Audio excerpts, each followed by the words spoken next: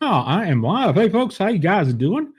What's up? How's everybody doing tonight? Wednesday night. Howdy, howdy, howdy. So we got Gene. Who else is in here? Midnight Amongst Monsters is in here. Who else? Who else? Sue, Jack. I'm now live across the board. Holy smokes. Share this out. Like and share it, or thumbs down, or whatever you want to do with it, or however you want to do with it. I am not in front of a green screen. Believe it or not, I'm actually in my dining room. I thought, well, heck, why don't I just do it in here? Dustin Hamilton, hey buddy, how is Alaska? Sheldon, what's up, brother? Tina, hey, hey, hey. Good to see y'all. Apologize if it does sound like there's a little bit of echo. I don't know what the heck's going on. Maybe I'm not using my new microphone, but an old one. But there you go. Got a whole sleuth of myriad of stuff going on. Joanne, what is up? Appreciate you popping in from northern Maine. I'm colder than you are right now in the hills of southwest Virginia. It is currently 34 degrees where my butt is actually parked right now. 34 degrees Fahrenheit. Mike, Old Religion, Dystopia, what's going on? Bathsheba, hey. If you want to find kind of a funny TikTok account, Bathsheba's got one going on right there. Let me make sure that. Hold on just a second. Bathsheba, did I give you? No, I did not. I'm going to give you a wrench. Add you as a moderator. If you don't want to be a moderator in Bathsheba, just let me know. And then, Mike, I'll give you a wrench as well. Might as well do that. Hannah, what's up? Let's go ahead and say the prayer for tonight or get it started. Oh, you're welcome. Definitely drop your links if you got a wrench. Yes, we are at 48 degrees. Well, it's 34 biggins right here. Let's go ahead and get this. I actually added one more name to the prayer chain. If you don't know what a prayer chain is or have never heard of Chasing the Truth's prayer chain, on every show that I run, I say a prayer or the prayer chain, and it's cultivated and kept over on Chasing the Truth Sean G YouTube in the community section. So if you want to go over there and look at that, I'll have it updated here in a little bit. But here we go. Sheldon, I'll go ahead and put you in there. Hold on just a second. Let's just add you in there too, buddy. Sheldon and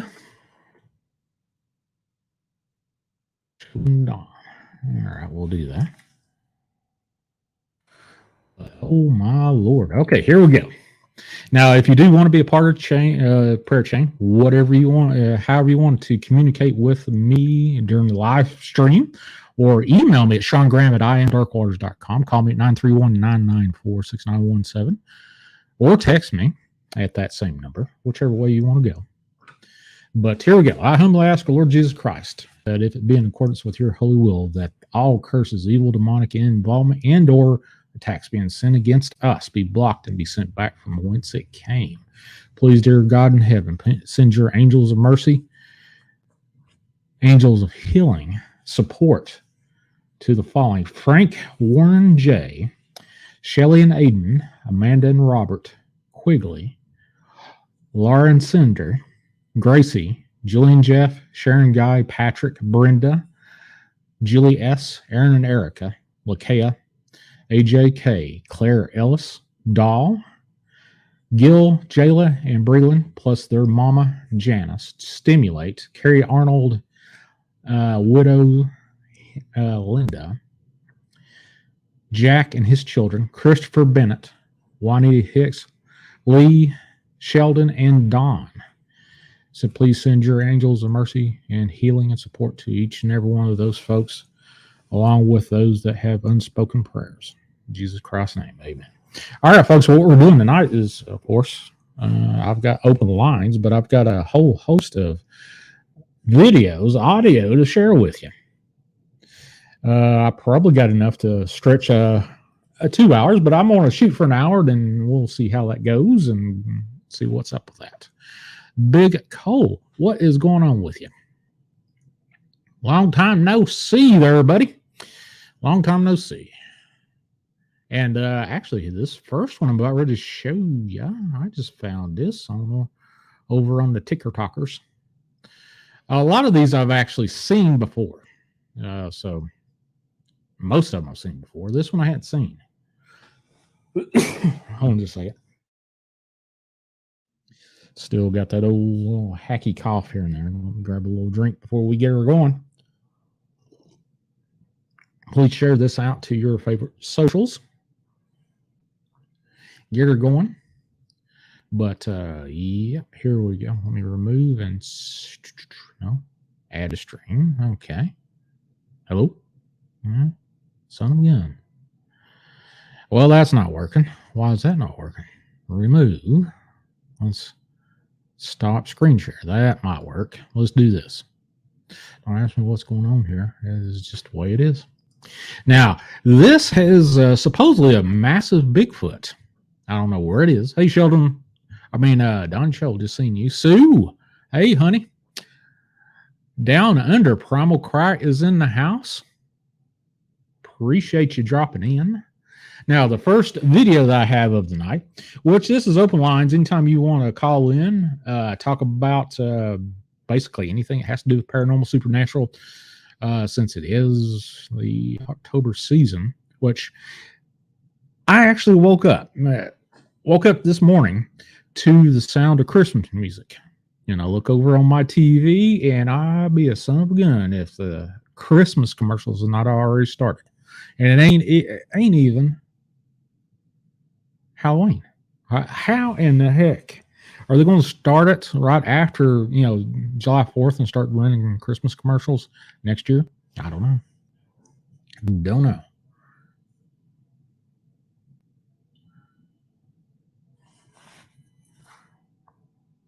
Oh.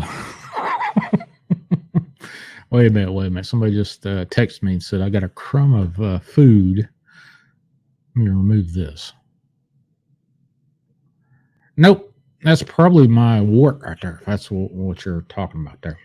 So, anyway, Merry Halloween Giving.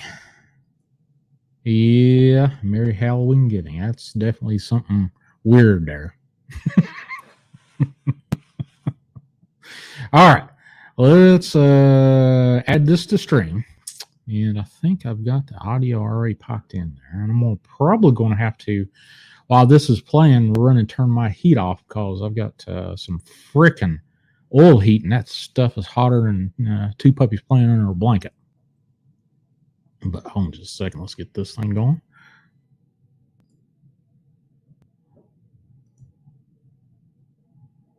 Oh, wait a minute. That ain't it. Let's turn it. There we go. It's Greg. Wow, Greg. Can't tell.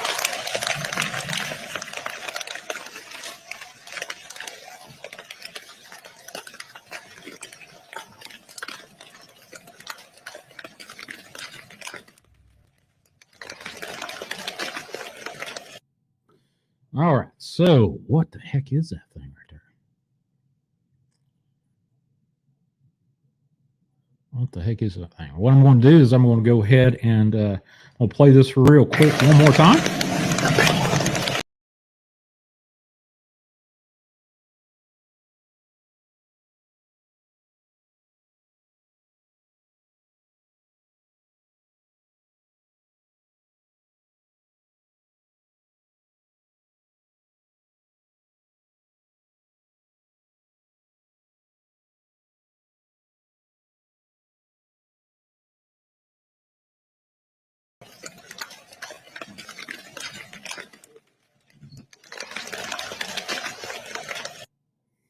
Now, I don't know what the heck, where this was taken. There wasn't much information on there. Well, looky there. Wendy W. She's in the house. What is going on? Appreciate you dropping in. Let's see. Hannah's saying went to the store, Christmas stuff everywhere. Holy cow! So what happened to all the stuff for Thanksgiving? Did they just jump, frog leap over to from Thanksgiving? I don't know. We'll see. And CGI-ish. Okay. Well, let's try this one more time. I haven't made my mind up. I've seen it probably about a half a dozen times. I don't know what the heck that is. Let's see if I can find a good right there.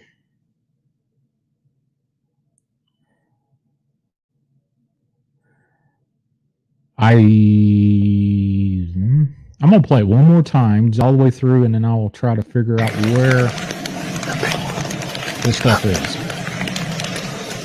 His hair's gray and black. Is that gray? Is that snow? That's not snow. It's gray. Brown, gray. Can't tell.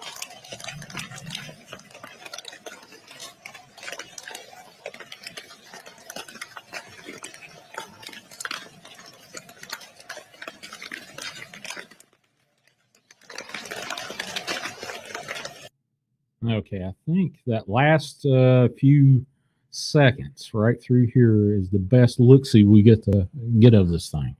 So I turned the audio off, but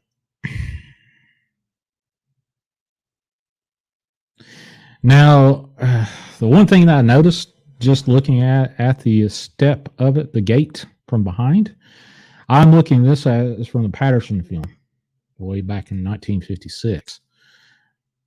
It doesn't look like it's got the same step.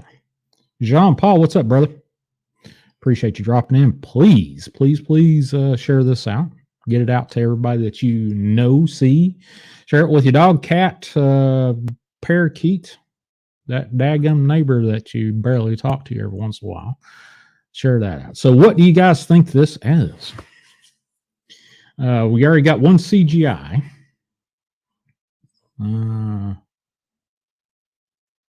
Let's see. Anybody?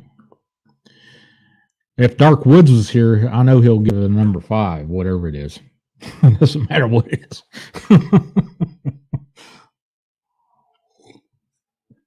Sheldon says bow-legged. I didn't make it out to be bow-legged. Let me force quit that and get this back up. Play that one more time. See if it is bow-legged. Maybe a little bit. It isn't stepping like the Patty Bigfoot stuff at all. And it barely does peek around the big tree trunk right there. Yeah. Can you conclusive could be a guy in a suit? Donnie Cho says. That literally looks like a new computer animation. CGI looks like 284 DPI or more, unless we know who took it and trust the source. I have no clue what it is. Well, there it is. Speak of the devil, and Dark Woods pops up. Hey, Sean, in chat, 555. Absolutely. All right. That is the first share of tonight. And there's no audio with. I got a few videos with audio in it. So if you want to chime in here, what do you think? Is this Bigfoot a number 1? Cryptid? I'm all anything cryptid, Bigfoot, Dogman, you name it, whatever it is, Skinwalker, we'll just do it. Number 2, don't know. Number 3, man in a furry suit. And number 4, have no clue. And then the Dark Woods, number 5. See what everybody's going into. Of course, tonight is open lines night, and not necessarily what we're talking about or what I'm talking about at that moment. Do we have to talk about open lines? Definitely. I started the show out with Christmas is starting way too early commercial wise. Anyway, got a 4, man in a furry suit. Hunter. Joanne, a hunter, huh? Why? Well, the first thing that It could be crazy. There's a lot of crazy people in this world. Well, it could be a dude in a welding jumpsuit. A welder's jumpsuit that's old and I don't know. Trying to look and see if I can find that. See if I can find the bottom of the foot there. Kind of right there. You see right here, right above the play button, that's the sole of the foot right there. And it's black on the bottom. I don't know. I have no clue what that is. So, anyway, what if you want to be a part of the show? I'm going to copy the StreamYard key to, or not key, or the invite. If you want to jump in, all you have, you can have a camera, but you have to have a microphone and earphones to get in. But it's pretty simple to get into StreamYard if you want to be a part of the StreamYard. There, pop in, or you can dial the number 931-994-6917 or text that number, whichever one you want to do. And that's the last time I'm going to say it until the top of the hour. Naomi, what is going on? And of course, 50-50 on Sheldon. Darkwood's always got a 5 going on, 3 big coal. It looks like winter, so it could be an overcoat. Could be. It could be one of those welding welder's outfits. My dad used to wear those quite a bit when I was a kid. My brother too. Actually, he had one. I don't think I've got any of those. His old welding outfits. But there you go. There you are. Now, let's see. We got 3, 5, of course, from DW over there.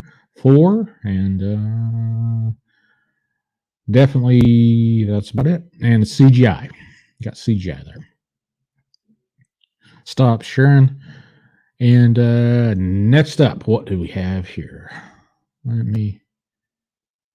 Massive Bigfoot. We'll get that out of the way.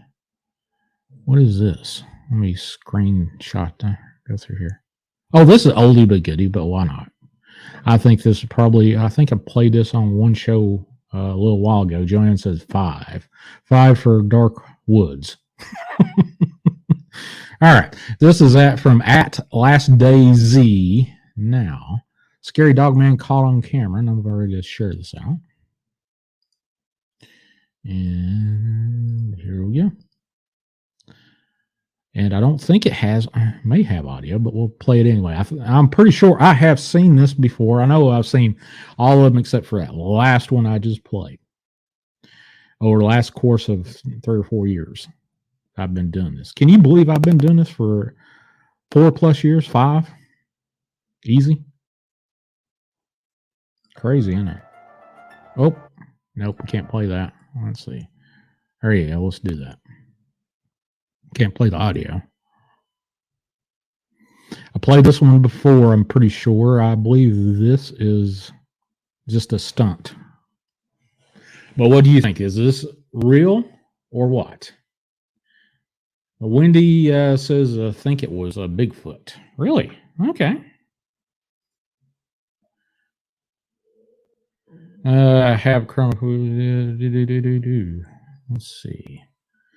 I think it was Bigfoot. Let's see. Okay. Hold on a second. Let me, Wendy was kind enough to send me a screenshot of what she just saw.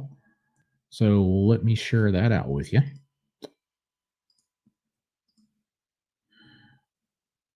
And here is the screenshot right here.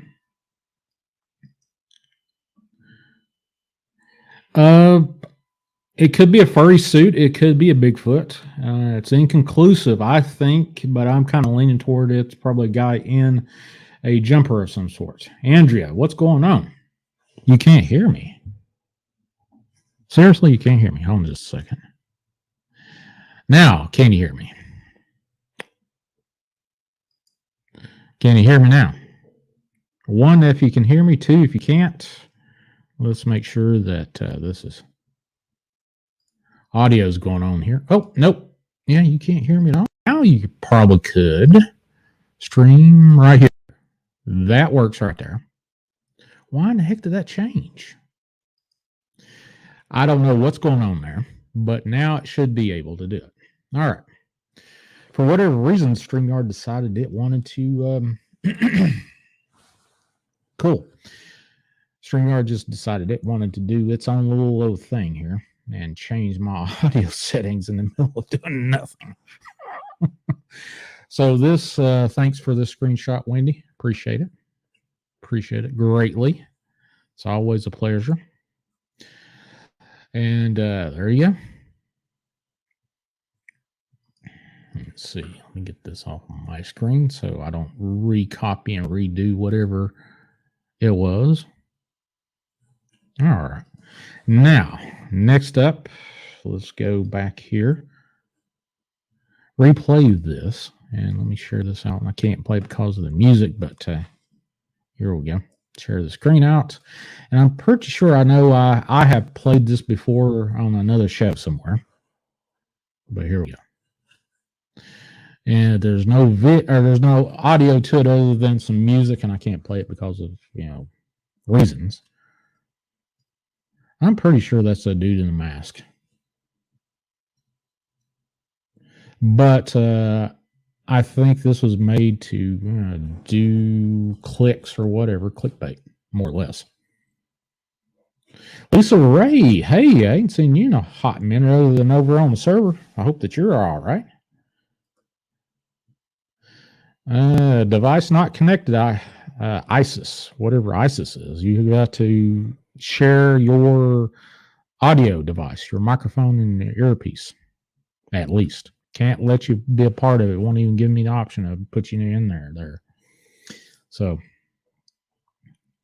or you can call 931-994-6917. But I can't let you be part of the show there. You got to share your microphone out, your audio source. However you're going to do it. All right. Let's see. So, is this dude in a mic or mask mic? Holy cow. I need some more coffee. Doing a microphone. The dude with the microphone can't get the words out. So, let's let me see if I can get this is about the best one right here. I think that right there is probably just a mask, more or less. Holly, hey, good to see you. I meant to call your mama, but things happen and life just took over and I forgot to do it. I need to call your mama, definitely. But holy cow. I think that's a dude in a mask. What do you guys think? Is this a dude in a mask here, the scary dog man caught on camera?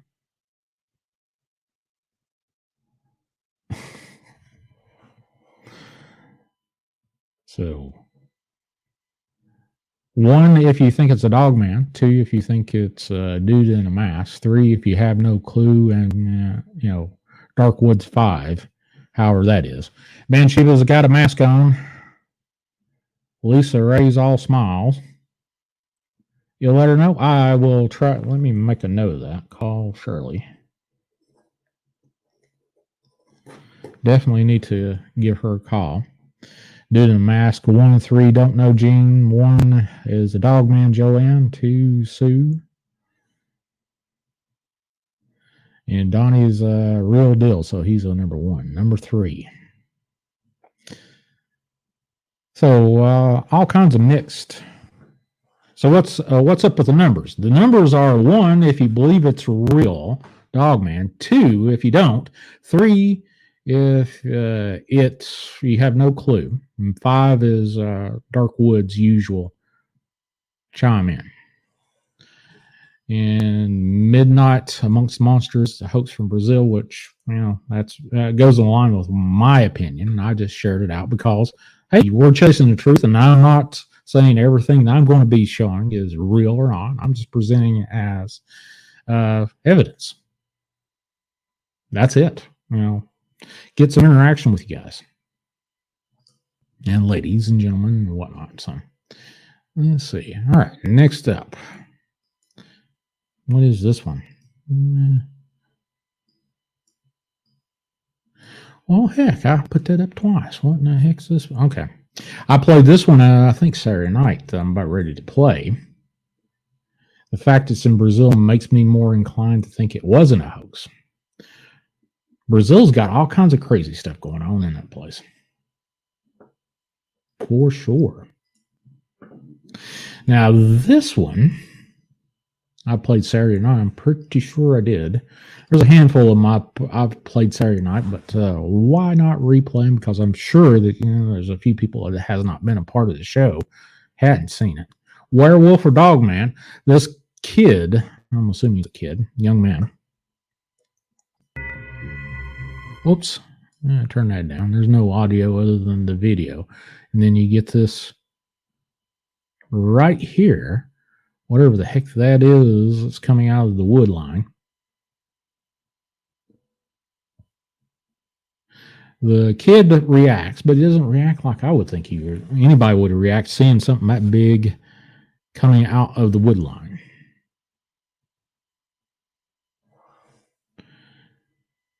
Let's see if I can get.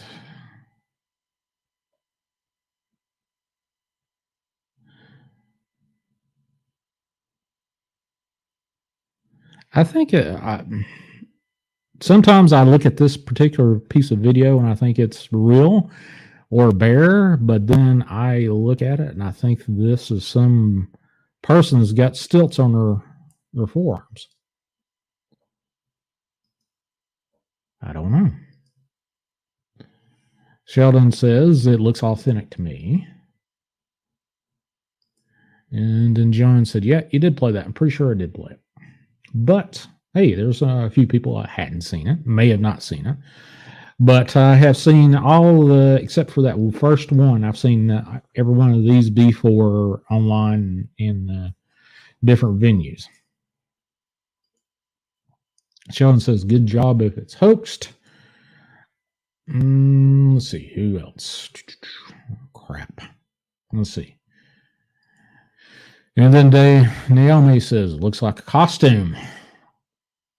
Okay. No, I don't. I want to stay. Why in the world was it? Well, so again, this thing is wanting to do all kinds of stuff. Is my audio still playing? I think it is. All right. There we go. And let me drop the link, StreamYard link. Again, if you want to be a part of the show, you want to jump in, however you want to do it, you have to share out your microphone and or video, which you don't have to show your pretty little face like I do. But if you want to be a part of the show, you can certainly do that. So I'm thinking, I'm kind of on the fence of this. It might be a bear, but at times I think it might be a bear just because of the nozzle. So so 1 for real, 2 for on the fence, and 3 it is just a dude in a bear costume. I have no clue what that is. At first I thought, well, heck, it looks kind of real. Midnight Monsters. Oh my. And then the next up, I think I've got some audio to share with you guys and ladies and gents. Pretty sure. Number 2, Sugar Britches. Good to see you. Good to see you. And let's get rid of this one. I've got too many freaking icons up. All right, this will get rid of this. Let me jump. I got about 2 dozen. Oh, okay. Here we go. I have heard this one before. This is a man hears blood-curdling scream while picking mushrooms in a forest. So let me share this one out. And this one's actually got audio. The video is, is non-descriptive. It just shows that they're in there somewhere in the forest looking at a mushroom on the side of a dead log. But here we go.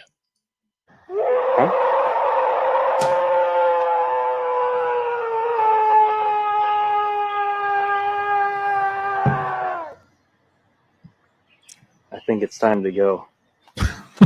Yeah.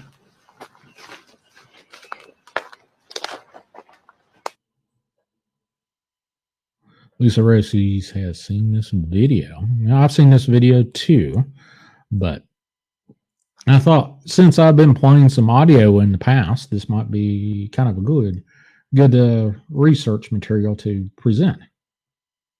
Is this before or after he ate the mushrooms? Well, I don't know if he ate the mushrooms or not. He's picking them. I'm sure he ate them at some time.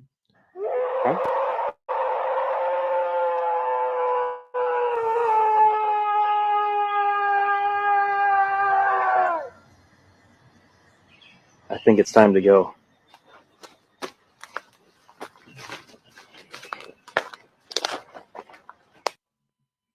And Lisa says, it scared me then it scares me now. Well, this guy did the appropriate thing. I'm going, which probably I would say the same daggone thing. Play it one more time.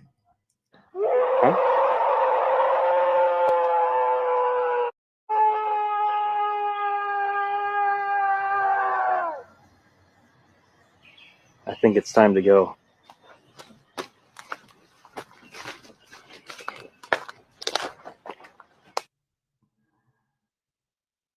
So, do you think this is real? Is that real audio of something that shouldn't be? And Shelly says, totally a dude, probably mad because someone drank the last beer. Okay, that's cool. Then Dark Woods, that sound was my stomach. I haven't had pizza in a while. Oh, okay. Oh, that's cool. So, what do you think? Is this real? Memorex? Describable? Is it somebody that was call blasting from a device? I don't know. It sort of sounds like it's call blasting to me, but don't know. And let's get rid of this and see what the next one up. Now, this one I've seen in the last probably month or so, give or take. And I don't know exactly where this is, but it's kind of hard. That's close yet nothing seen, eh? Nope, didn't see anything. That sounded like a lot of lung. It had a lot of something going on there, but it sort of sounded like a movie sound to me. Don't know. And let's go here, share the screen. Next one up, you'll have to look down here where the sign, the post on the sign is, down in at the crest of the hill. I think this has audio, but we'll see. Yeah, can't play it. Can't play it. Got the audio on there. Right there. This is like 2 minutes, 46 seconds. I think there's more than one Bigfoot in here. Yeah. Right there.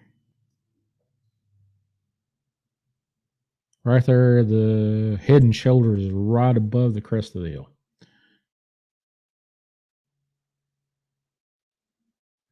Sasquatch PO'd a guy eating magic mushrooms.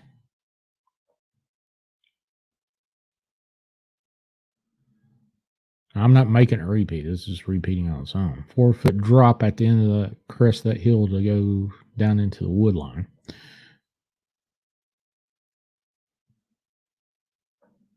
And there's something way off in this. Still got the audio? Yeah. Still can't play the audio, which I'm assuming it probably just have some crunching leaves in the audio if there was playing. Yep, I need my glasses, according to Holly. And that wasn't the same Squatch. Something off in the distance, though. Right there. Right in the middle of the frame. In the background.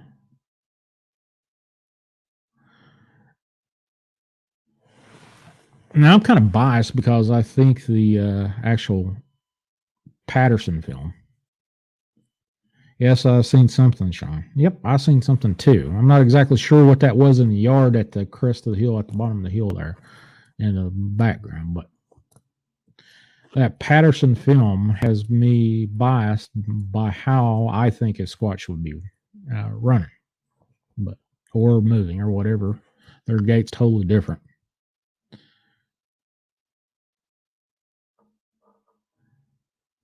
But this thing looks like it's wide for sure, whatever it is.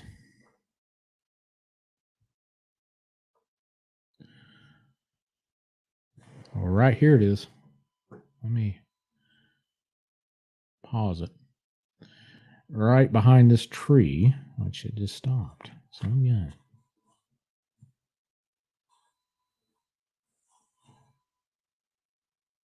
All right. Well, where did I lost it now? So again, right there it is. Kind of looking at the gait, the leg bend from the knee to the foot, the shin bone and stuff. Holly says, I see it.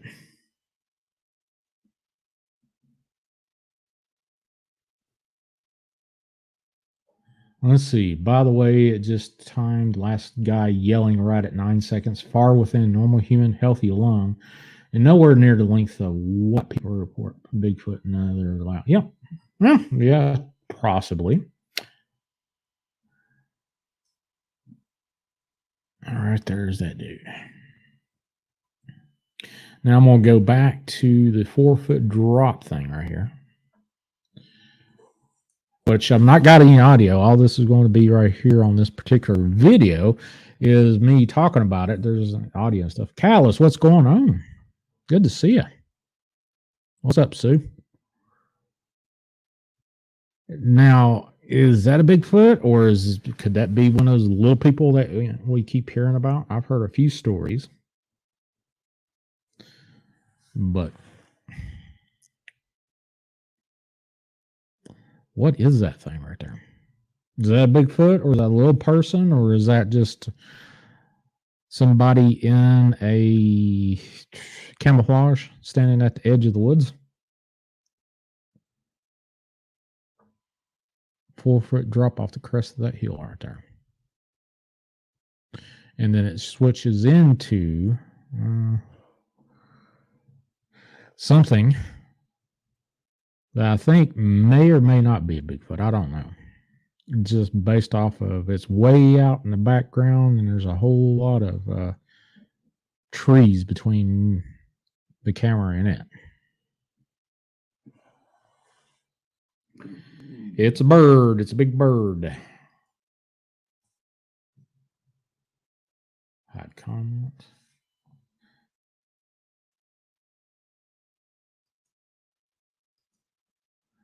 I've never personally seen a Bigfoot myself, but that sure looks like one to me. Okay.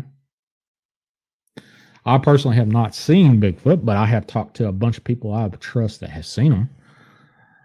And I've talked to a bunch of people that I thought I trusted, and I don't trust their opinion anymore. But from the folks I do trust, I believe I might have a pretty good description in my head. Seen enough videos that I believe they're real. I'm not exactly sure if that it's Bigfoot or not in that last bit there. I have to watch it on my TV on my phone now. Can't see nothing. Well, drop it on the TV there, fella. Sheldon. Now, just hit me up, 931-994-6917. We're about halfway. Well, we went through the first half hour of the show already. Can you believe that? Interesting. So I'm kind of on the fence with that one. Possibly this a little bit right here at the front of the video itself. It was fast. Yep, it is fast. Right there it moves and then turns right there.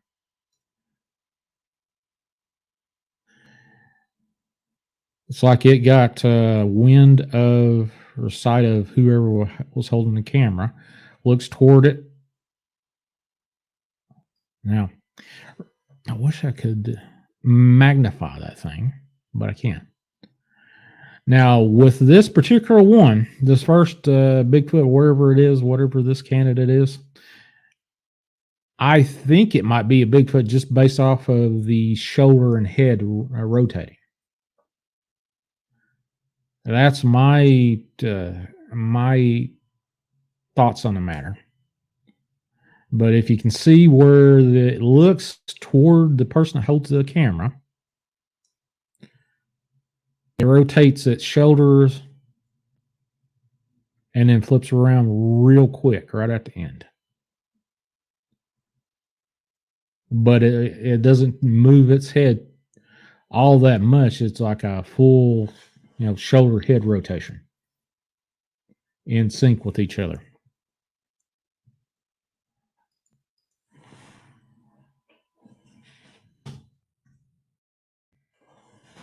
So, and that's my interpretation of that. I think that's, out of all the previous Bigfoot Dogman things, I think this is probably one of the better candidates out of the first four that I've showed so far, that this might be a Bigfoot.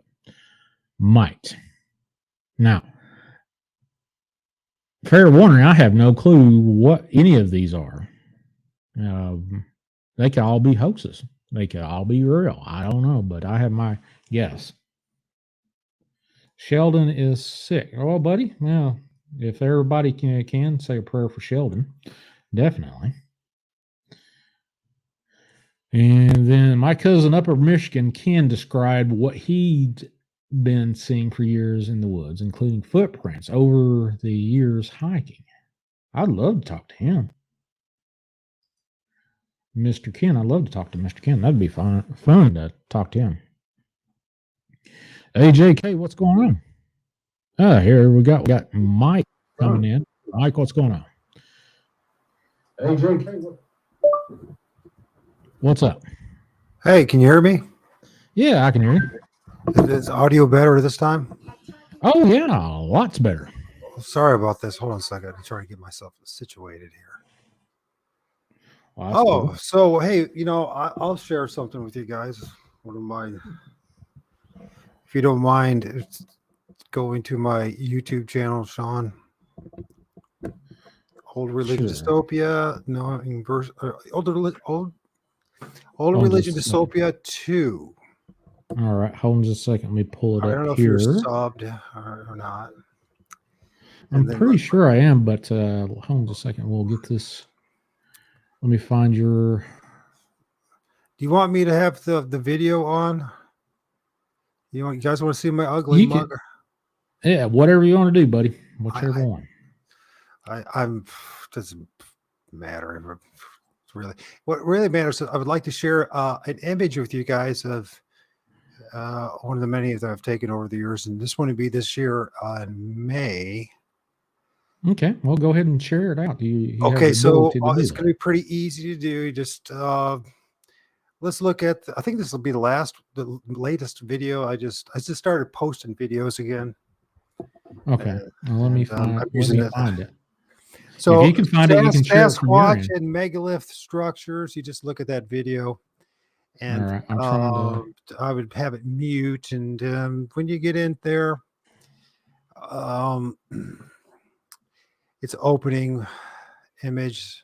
All right, hold on a second. So it would be first. Yeah, 30 seconds or so. All right, hold on just a second. Let me get this video. All right, give me just a second. I'll share this out real quick. If you guys want to see my ugly mug, I'll show it, but I don't really care. So it's like, you know what I'm saying? They talk about faces for radio. That's me. So. Oh yeah, face for radio. Okay, I got you up here. Yeah, let's just go to the very first video. You can mute it because it's not really. If you guys want to watch it, it's some very interesting. It's a combination of Steve from Fex from howtohunt.com. He started a new back up channel, the round table, whatever. Gave a link. Oh there. yeah. And this would be the image if you could put full screen. Now this is an image you see here of I took in mid-May of this year in my town, Sylvania, Ohio. Like I said, I don't worry about people showed up in my town. If you want to come looking for Bigfoot, and I'll just tell you, you're wasting your time because from my experience, they're just about everywhere. So anyways, it says Okay. here in a maple tree about 60 feet up across the street, filmed from my front porch. That would be right now with me speaking to you. That would be to my left, southeast, about 50 yards. There's Oh, another reason really? why I don't like talking about this stuff because of every time I start talking about this stuff, I start getting visits, and I don't like it. So, if there's anything, Visits. folks, if Explain you, visits. What do you mean by visits? yeah, well, it comes in multiple ways, fashions. So, anybody's Oh, interested, okay. you can certainly say a prayer for me. Now, this is if you look at these two images, this is about 60 feet in the air, and I ask you, I wish. Uh,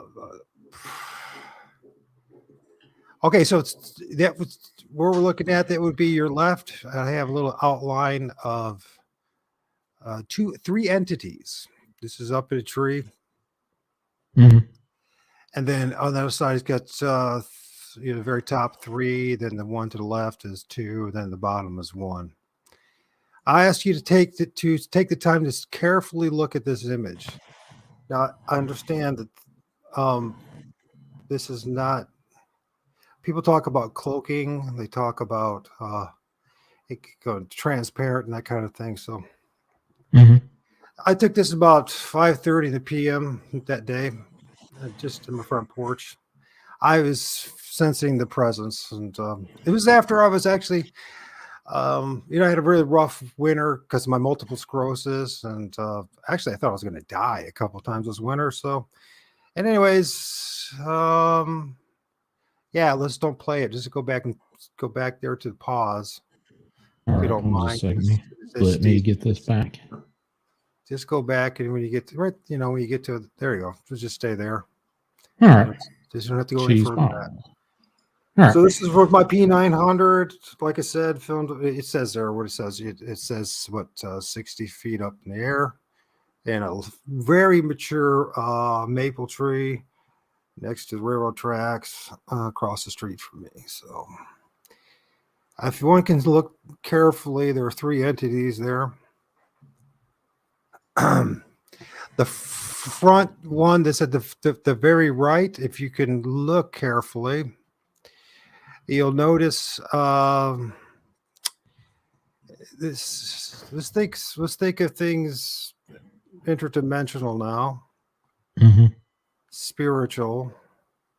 And people say, why is it so cloudy and why is it so distorted and why is it never getting any clear pictures? Well, it could be a reason, which I just mentioned, spiritual. But now this first one, man, is there a way of me if I got I wish I could control the mouse for you so I could point out these things. Well, are you on a computer or how I'm you on, how are I'm you on a jumping on computer. here? Okay, you can share out your computer screen. How do I do that on my end? Right at the bottom of the screen, it'll say, let me go ahead and stop this.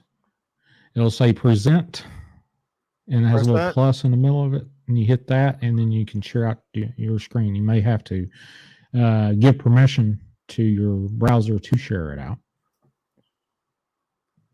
but you'll be able to do it that way. Screen. Okay. Well, we'll just use this. That picture of Saturn obviously is not it. We'll see. Yeah, you got to share your screen first. I haven't seen it pop up yet.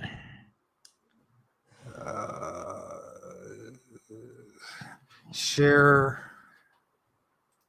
And then pick whichever screen that you're trying to show. Share. Oh, here we go. Yeah, there we go. All right. Add to stream. There we go. All right. Now, can we see? Oh, yes, there we can. Cool. Now, let me expand this for you guys because this is one of the things I discovered when quote unquote Bigfoot Sasquatch, from my experience, and this is my own personal experience. I can't speak for anyone else, but they seem to come in different shapes and sizes, and especially when it comes to their heads. And some look more human, and some look more apish. And I'm just going to share this one image with you guys. Mm-hmm. If in the future I got more interesting ones.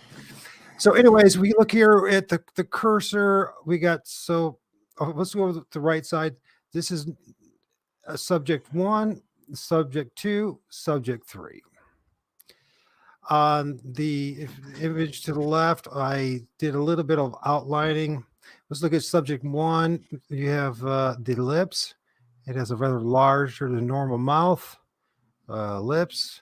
It has a bit of like a goatee. It has almost a human-like hooded nose.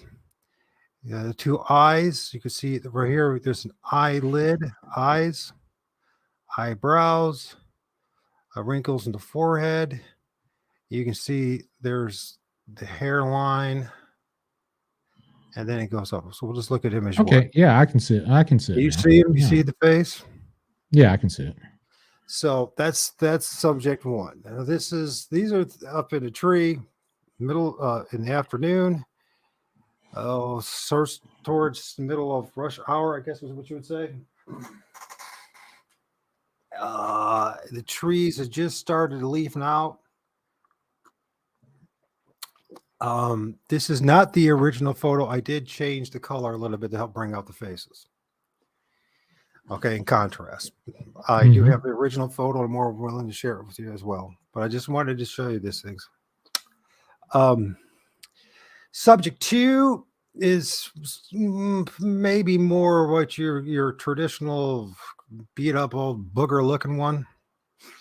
Think of a pirate or something like that, and a guy with snaggle teeth and a beat up nose and a ruffly beard and all that. Let's go back to this is figure 2 where my cursor is. There's an eye, there's the nose, the mouth, right here, right? The chin. There is the eyebrows right there. You can see the eyes. Oh, strange. If we go back over to this one, you can see that that would be its right eye seems to have been wounded, and this one is much. You can see it's the iris right there. If you're, you can see this is where the forehead would be, and it's under this blurry thing is actually a long limb or branch off the tree. Oh, okay. Okay, now subject 3 is this one right here. This one's kind of weird because this guy, if you look at it's got 2 eyes. There's 1 eye there, and why is this that eye shine? This one has a bit of that eye shine right there. This one has the eye shine too going on, and there's a bit of an eyebrow right there, and it has this dark kind of fro-like hair style thing. Okay, and its head, for most part, it's being hidden by subject 1. Now, I guess the question is it a Bigfoot or is it something else? Well, my first question is, what caught your attention to take a picture of this thing or a video? Well, remember I told you last time, and I know probably nobody could hear what I was saying because the audio was so bad. So, but I didn't have a computer at the time, and I was using a cruddy cell phone, and I didn't know how to use it. So, anyways, like I said, I don't know if I did say that or not, but this is mid-May. This sounds kind of bizarre. But I was in a very spiritual mood, and I was doing a lot of praying out loud and praising our Heavenly Father, God Almighty, the Creator, Mm-hmm. the Lord of all spirits. And I don't know, I was just in that mood. And I've noticed this whenever I get in, when people think I'm nuts. I know they think I'm nuts, but I just share my journey, and it's whatever it is, whatever it is. You know, I saw a shrink for 2.5 years, and she said it was one of the most sanest people she ever met. So I don't know what to say. But by the way, there's also something else going on right here. You can see the 2 dots right there. There's something else above that too, but we'll talk about that later. I guess, after having all these interactions and experiences in 2017, and you hear about people talk about when they know they're around, you can sense them. Mm-hmm.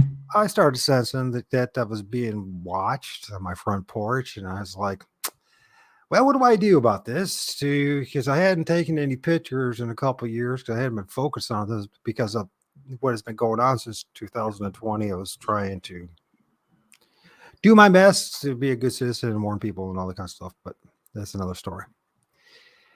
And I hope you can read between the lines of that, folks.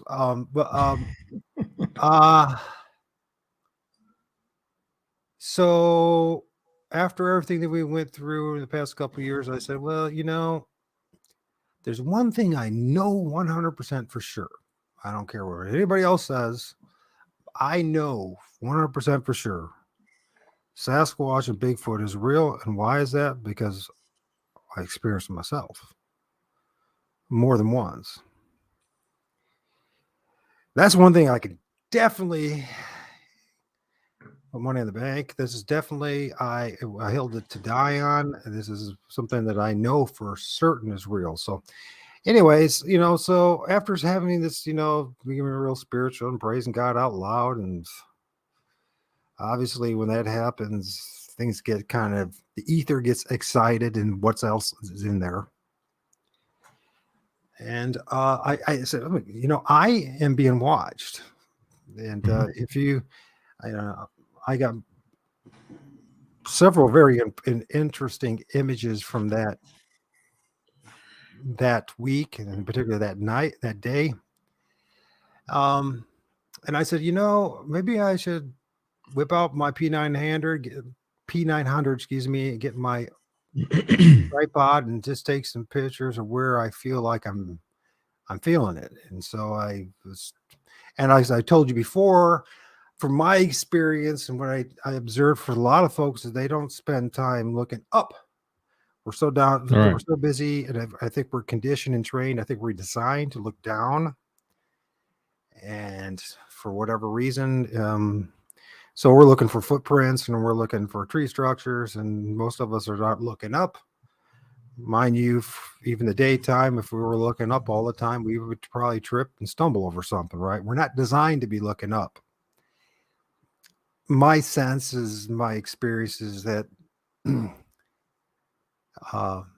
other things take advantage of that. Things that we call a Bigfoot or boogers or Sasquatch or whatever. So I sensed them, and so I decided I'd take some pictures. I didn't know I was going to take any pictures or not, and I just sensed it and there. And I said, and then afterwards, I when I had my computer running, because what happened was, after what happened in May and June, the very end of June and July, a freak lightning storm happened and wiped out my computer. And fortunately, I was able to save some of my images and put them on, or already had on external hard drive. So just a warning for you folks, you're getting involved in stuff, make sure you get some external hard drive. Make sure you save your things on external hard drive, because the way the world works, and especially on that other side, they seem to have an influence with electronics. And sure enough, they took out my computer. So it took me a long time. So this is the first time that I'm outside of my YouTube channel, and a couple of my Facebook pages. This is an image that is first really shared with anybody. Most people don't say anything or don't respond, or they'll say this, that, or the other because everyone has their preconceived notions of what they're supposed to be seeing. What I've discovered in my course in time is that the journey is that this is a mistake, and that you know, if you're hoping for and well, these things, the spirit realm, and these entities come in many different shapes and sizes, and the association with trees is So it's is this a quite tree spirit? self-evident with me. And it was interesting. I'm part Ojibwe and part Cherokee, and as Ojibwe, I discovered actually this year, the summer, finally, it's part of a Ojibwe tradition that these things are associated with trees. In fact, come in and out of the trees. I know, and people say, "What are you talking about? This goes against all the scientific method. This goes against everything that we've ever been told on how the physical realm works. You're out of your mind." But I have to tell you that for thousands and thousands of years, and for many, many, many cultures, they've been telling us all along, but they've been systematically repressed, that these things we might call interdimensional. Somehow they live off the life force of the forest itself, the trees, the roots, the leaves. Mhm. Somehow there's a connection. Of course, I don't know how this works because no one's telling me on their side how it works. But with we call them the star people, the stars, these opening portals, etc., that I've seen around trees, and I've definitely have filmed interesting things in the stars and in the sky, as many other people have. And so you're asking, and here's the other thing too. I've noticed up there, and when they're in like 60 feet in the trees, I I regret. I know I'm going to regret this. I don't care what other people think about me because it doesn't matter. You know what I mean? There's nothing that can be done about that. No, reputation is at the hands of someone else. I can't do anything about it. What I'm regretting is what's going to be coming down the road, me sharing this, because they'll make sure to but I feel like it's important for me to share the stuff, not because I want your attention, I want your following, I want your money, I don't want to be part of any group. I'm trying to tell people, like others have tried to tell, that this experience we call Bigfoot, Sasquatch, it's much bigger, much older, much grander, and it's a bigger part of the creator's great design, and they are something that we have to start thinking outside the box if we want to understand it. Does that make sense? Yeah. This particular picture that you've got the doodling on, do you have the original that isn't cropped and magnified? It is cropped, and of course it's magnified where we're at with this, right? Because first of all, it's on the screen. So, and Yeah. I will, if you want to see the original, I'll give you the original. I don't have it Yeah, right I'd now. love to see I mean, that. I do Yeah. have somewhere on my external drive, but I'm more than happy to share it with people. And you can see the difference where you'll see that it's much greener from the hue of the leaves. And this is now we're talking about how this whole thing about cloaking and how they absorb the greenery, the leaves, and all that.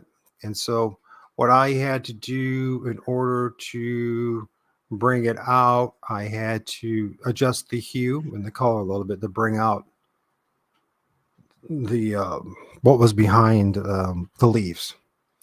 So, but I mean, I don't know if you see it. I mean, people talk about, let's go back to subject one. People talk about a lot of these when they have an encounter with Bigfoot, Sasquatch, booger, whatever, that they have larger than normal mouths.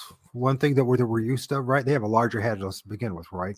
And they also have larger a large mouth. If you can notice in this one, if you look at the two lips, the upper lip and the lower lip, you can see how its mouth and how it goes, and it goes almost even past the eyeball or the eye socket. You see that?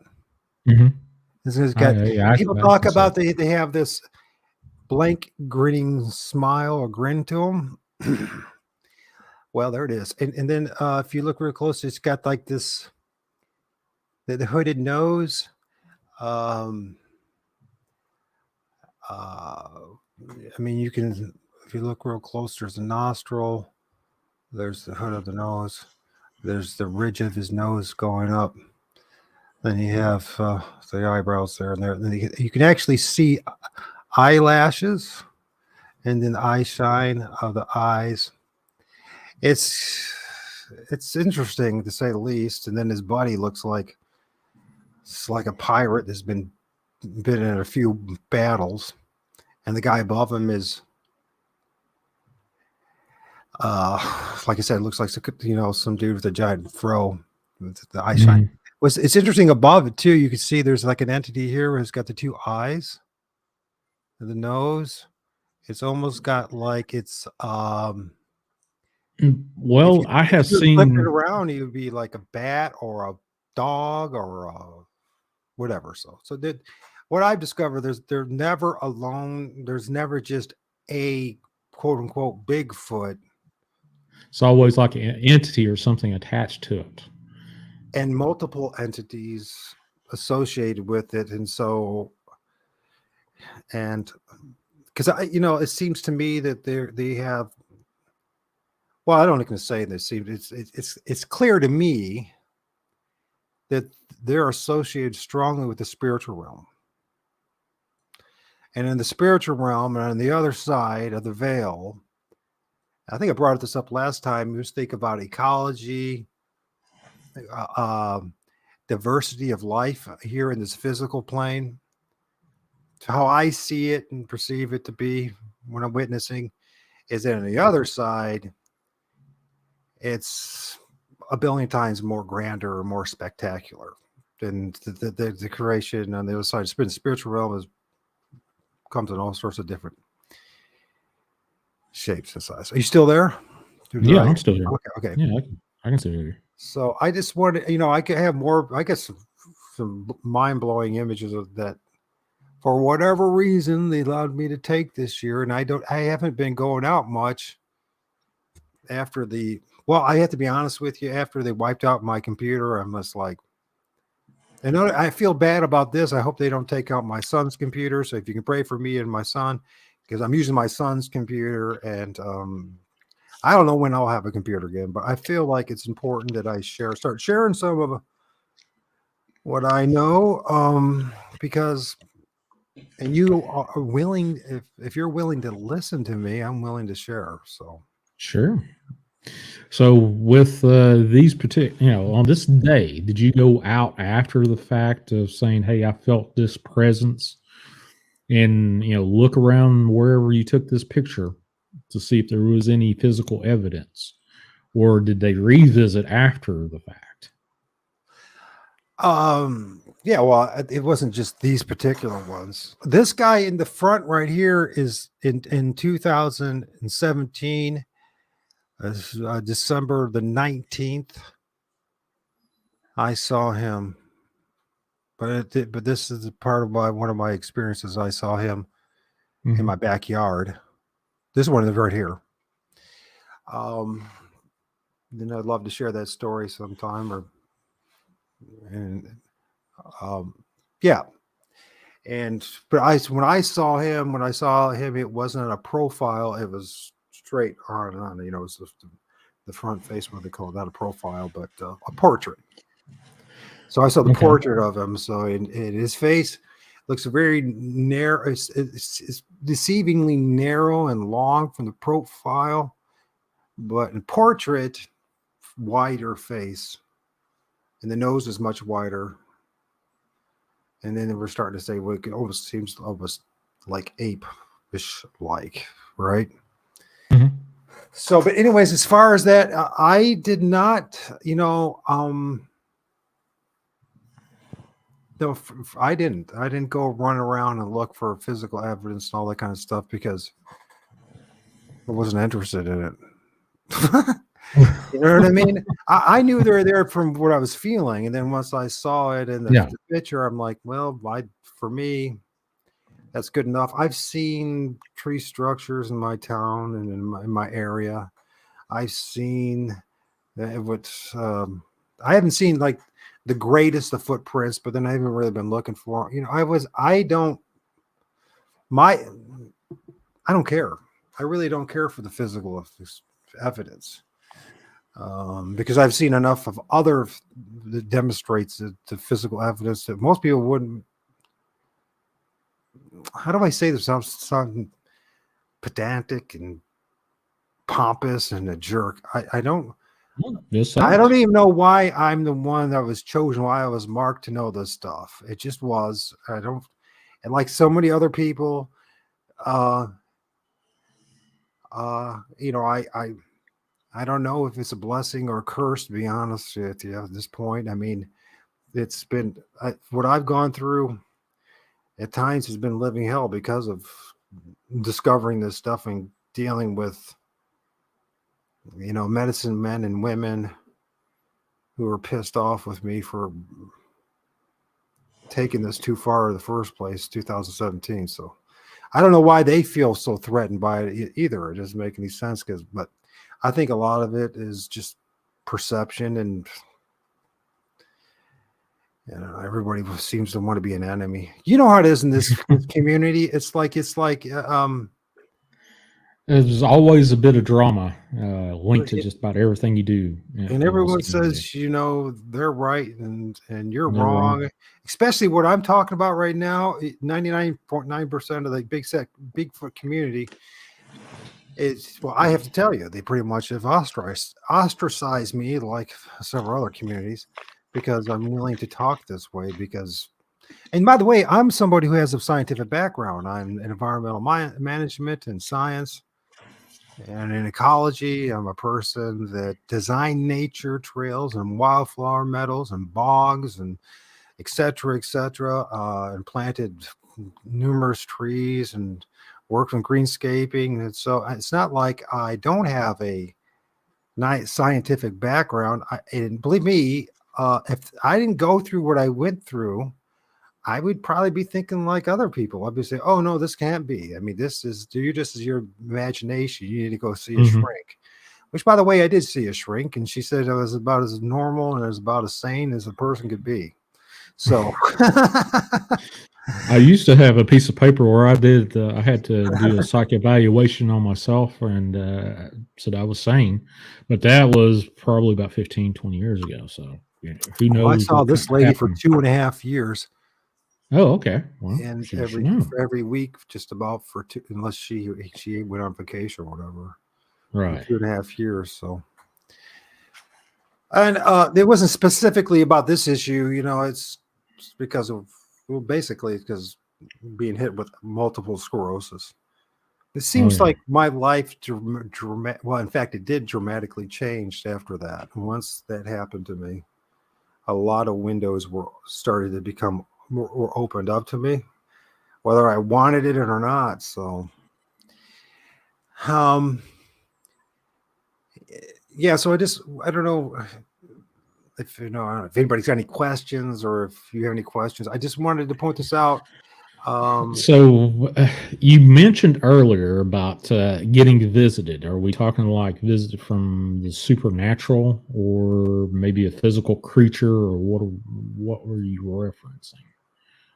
Well, 2017, which I won't go into detail with the story now, because I mean I could, I guess, but like I said, if we're going to have this conversation, if you don't mind giving me an hour or two and we'll if this is working, and it's still working on the computer, I'm more willing to go from the beginning of 2017 all the way to 2018 and the high strangeness. But the first time that I had my first close-up encounter, in which I saw one who we call Bigfoot, It was 15 feet away from me when it was crawling up the ravine. When I was Mhm. standing next to a Crow Indian medicine man, believe it or not, it just gets crazy. I tell you what, it gets crazier and crazier. The journey that was foisted upon me, but I think I encouraged it, not ignorantly and foolishly, but it is now. It is what it is. But yeah, where are we getting with this? What were you asking? I was asking. You mentioned that with you sharing this particular information, that you were worried about being visited, and I was asking, Oh yeah. visited by what? By Well, what? like Or I whom? said, this guy right here, subject one in 2017, December 19th, 2017. I went through 3 days. This is when I discovered that spiritual warfare is actually real. Because, Mhm. like I said, this guy, this is the second time that I had a very close encounter with these things. And this was the same about, whereas the one before in the summer 2017 with that Crow Indian was like, he crawled up the ravine, got to like 15 feet to us. This one was about the same range in my backyard. In my backyard, in my driveway, when I was getting ready to take my son to karate practice back then. And after that, it's like something opened up, and everyone, and it was like him and his buddies have been watching me and just waiting for the moment. And I went through 3 days.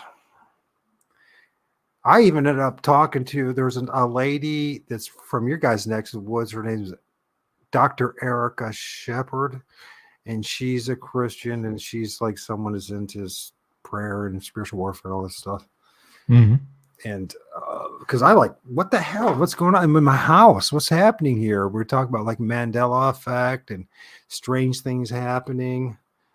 And it's, I don't know if I'm ready to talk about it all, but it is culmination that I mean, even these things attacked my son. I had my son those 3 days, spiritually. And so I started learning about the name of Jesus, for taking it seriously instead of just, and the blood of Jesus and all that stuff. So, eventually it was a 3:30 in the morning, about that bewitching hour, and my neighbor upstairs, he finally showed up from work, and at the same we're at the same moment, within minutes, there was one of these things in my front porch and also my front porch roof. I got really mad, did a little of this speaking in tongues stuff, which is more just, I think it's just screaming and yelling and F-bombing it and everything else and telling to get the heck out. I think got freaked out, right? Mhm. And it ran off, and that's my neighbor actually seeing it.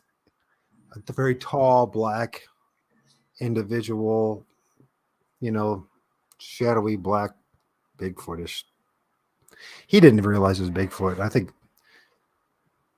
don't know if he seemed willing to accept it, but he did see it, and he thought it was somebody running around in our yard, and he went after him because, what's this dude? What's this tall, real skinny, get dude all dressed in black with a hoodie, right? That's just how he describe it. Running around and walking all weird and everything, and the yard. So he went to go chase after it. It was going down the neighborhood. This neighborhood where I live is on the border of Michigan. It's next to railroad tracks and leads into. It had towards the grain towers and all that kind of stuff. Anyways, yeah, and then that ended there. And after that, I got so mad, and I said no more. And then the 2018 is when, and I think some of the people that followed me, I love them, were really offended because I didn't know what I was doing at the time, and so many others. I was calling all these things demons and rebuking them constantly. I was going, I mean, listen, I was so mad. And people say, don't do this. But I was so mad what they put me through for not just those 3 days, but for those 6 months. I went back where the TP structure was, and I broke that thing down, kicked it all down. I went went around the edge of the woods and where there was rebuking these things. I was madder than heck because I felt so betrayed by these things. You know what I mean? Now, most Mhm. people wouldn't say that, but listen, I just saw my son turn white, ash, and start acting strange. I went through this whole thing for 3 days. Where it was constant torment, it was constant stress. There was this, like, people talk about when you're under a spiritual attack, you'll get like a really bad headache or pain in the side of your neck, and it was constant. And it wasn't, you know, some people say this physical, and maybe you're having migraine headache or something like that, or something side effects of MS. But I believe me, once I got that 3:30 in the morning when I had enough, I was actually in the room I'm in now, which is my son's room, and I had enough of it. I had enough of feeling afraid and tormented and it threatening me and my son. And I just said, enough's enough. And I just said, the hell with it. And I just started screaming at these things. When I scream at this thing, we're talking this thing.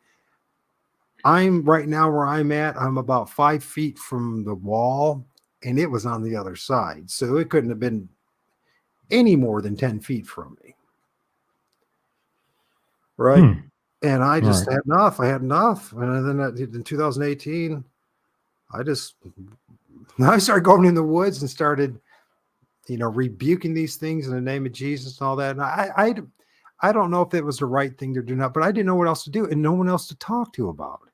And all these quote unquote Bigfoot experts. And then there was, the people who are Christians, they're all thinking I'm bad, nuts and crazy, making fun of me. I remember going to one of these Pentecostal, apostolic churches. They're supposed to do the healing and all this stuff. They made fun of me. I said, listen, I seen this thing called Bigfoot. I need some help. I realized I was on my own, and it's just me and God. So it's just like that. There was no medicine men, there was no elders, there was nothing. And the reason why I even believe in God today is my experiences with these things. In the name of Jesus. If it was based on me, we're studying the Bible and church and religion and what everybody else says, I probably wouldn't believe, based on everybody's behavior and everything else goes on. But because the one thing I discovered, and I'm not pushing religion on anybody, I could care less, but these things, for whatever reason, recognize the name Jesus. I don't know why. You could figure it out for yourself. We could talk about it. I'm not trying to push religion. I'm just saying, if push comes to shove, I'm not the only one that said that. There have been hundreds, if not thousands, of other people that will say the same thing. So, does that mean that all of a sudden that things are going to be perfect? There's never going to be any more problems? Well, as I just told you, they wiped out my computer in the beginning of July with a freak lightning storm. But this is going to be the course the rest of my days here in this plane of existence. There's nothing I can do about it. You embrace it and accept it, and So what was the message that these particular three beings that you got pictured here? What was the message that you received from them, or was it just a fear based warning? Oh, there were no mind speaker or anything like that. I just, that's one of those sixth senses of ours when you recognize you're being watched. And from Okay. my experience before being in the edge of the woods or going and doing, when I used to do Bigfoot research, I no longer do it anymore because I realize I don't have to go anywhere to actually see these things. I discovered all I have to do is start praising the Lord of all spirits and speaking out loud about, just you and I having this conversation and me speaking out loud, I'm pretty confident something's going to be happening. And it's it's never when you expect it, but it's soon after. It's like when I did that interview So I was speaking, as really spiritually minded at the time. Was it? I actually took this the week before I had the interview over at Richard. Is it Richard? No, Steve of Strange Familiars. His show. Oh yeah, yeah. And I think I told you about that, and I was very disappointed because he chopped off half of what I said. That's why it's like after that, unless I can find someone who's willing to let me share the whole story, warts and all, including talking about Jesus, I don't want to be anybody's show anymore. I don't want to, because it's just like, and I'm not pushing religion on people. I just want to share my story. You know what I mean? You don't have to agree with anything that I said, because there's none of the day I can't do anything about it. You don't have to honor me. You don't have to accept me. You can think I'm full of crap. In fact, if I didn't go through what I went through, I would be thinking I was full of crap. You know what I'm saying? But as far as a message from these guys, there was no voice. The only times I ever heard any audio, and all the times my experience was the chatter, the samurai chatter stuff, and my name being called out once, Mike, just out of the blue, when it shouldn't have been no one around. There was no one else around. So, Bansheeba's got a message, or got a question for you. Do they reach when you pray? Do they reach when you pray? What does that mean? You have to expand upon that. I don't know. She'll have to. Do they react? Is that what he means? Maybe react. Oh, maybe react. I think so. I mean, and I can show you guys some the next time you let me on. Well, if you got it, you can share it right now. Yeah, no. I'm gonna just because these images are even more mind blowing. I didn't, There's more going on than Bigfoot when there's Bigfoot, okay? When you start talking about the Lord of all spirits, and you start praising God, and you start speaking out loud about this stuff, just like the Native Americans knew when they were praying to the Creator God, and when other people have experienced the same thing, and strange things happen in other experiences, not just Christians, not just Muslims or Jews, but everybody that goes through this one way or the other. The ether, the environment, these things, it's like they're magnet. It's like a magnet for them. You draw the spirit realm in, and what I'm disturbed about most of anything is I'm just a simple man, and I know my experience is not unique. And this story is not being told, just bits and pieces of it. All right. Not the whole story. And I think this is whatever their agendas are, as far as the head honchos there in mainstream media and government and the military. And if you guys hadn't figured this out, the television is part of the military apparatus. And that's not something to be questioned or opinion. It's always has been. It's been also an extension of the government. For some reason, the powers that be don't want you and I to know what's really going on. As long as you and I are fighting about whether it's a guy in a ghillie suit or a costume, or it's a gorilla running around in the woods, they're perfectly happy with that, because it's just we're back to religion and belief, and now they know they can manipulate us and cause us to fight and argue and bicker instead of it's one of the things I appreciate about Steve. Well, this seems at least over there at Facts How to Hunt, whether people want to think about Steve or not, at least he's not censoring people's voices. And that's what I appreciate about you too, Sean. At least you're trying the best that you can. You know what I mean? It's if I shared this same story with 100 other quote unquote Bigfoot channels out there or paranormal channels out there, I would have been shut down already. You know what I mean? Oh, no, I'm prepared to let you talk about anything you want to talk about. Drop Jesus Christ's name anytime you want to on my show. Heck, how many times have I prayed on my own show?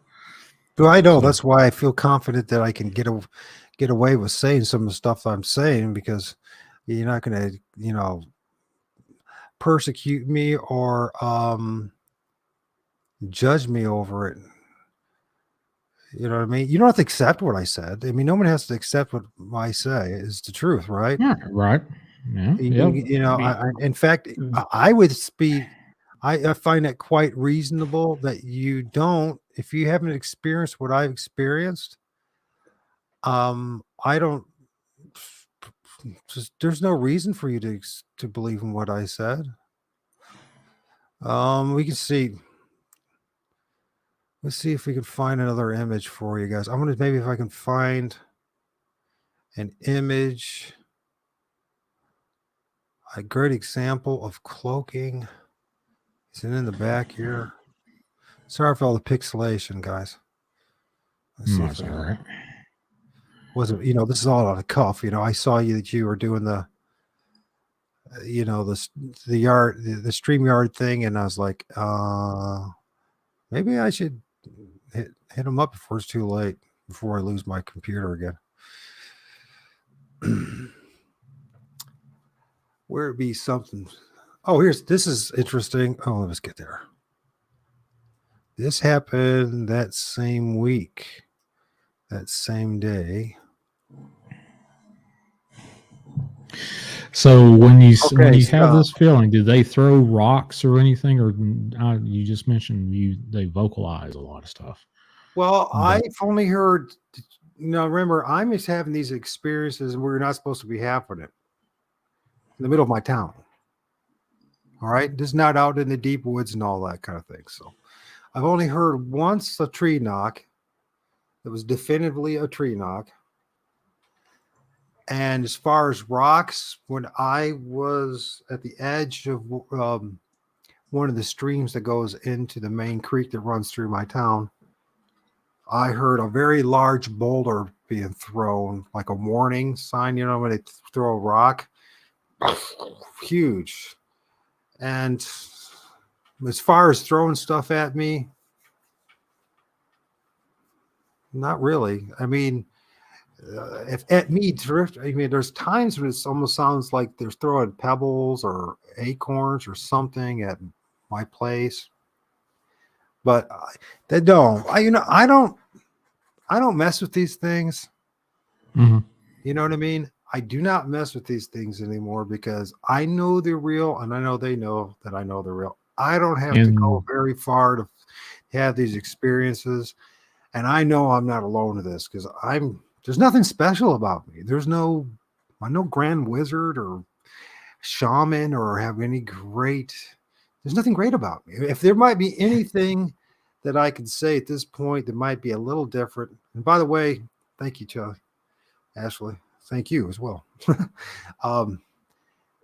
Is maybe, well, she's got one question there. It says, heard the theory that compassion is the fifth major energy: water, fire, earth, air. Your thoughts? Well, that's interesting because I didn't even read that, but I was thinking, what's that one thing that might make me different? Humility. I don't think I'm all that special. I don't want to be all that special. I don't want to be your leader. I don't want to exploit these things. I don't want to exploit anybody else. I just want to know the truth like everyone else. And I know it sounds, I know maybe if I was 20 years younger, I wouldn't be talking this way because I would still have my get up and go in my swing and all that. You know what I mean?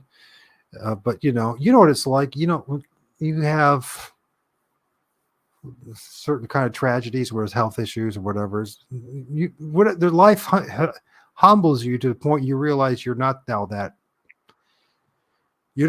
big or important, and you're not all that small. You're just another critter in the force, if that makes sense. You're just another bozo on the bus, as they used to say at AA. I'm nothing special. So why am I the one interacting? Why is it happening to me? At this point, probably because I accept it. I just accept it. It's real. I know what's happening, and it's not like, when I first started this journey in like 2017, I was like everybody else. full of blank and vinegar. I had it all figured out, having arguments with people and said, "Oh, you're wrong and this and that, and you're, you're." And now I just, and I've been deceived by a lot of people, but I think it's just you just accept that this is a part of the greater reality, and you have to accept the fact that the rest of the world around you, for the most part, is not going to accept it, and they're not going to accept you. And so it's kind of like one of those things you just, like so many people before me, millions of people before me, and people in this room, have experienced it, just had to live alone with it, and just that knowledge of knowing it, dealing with it.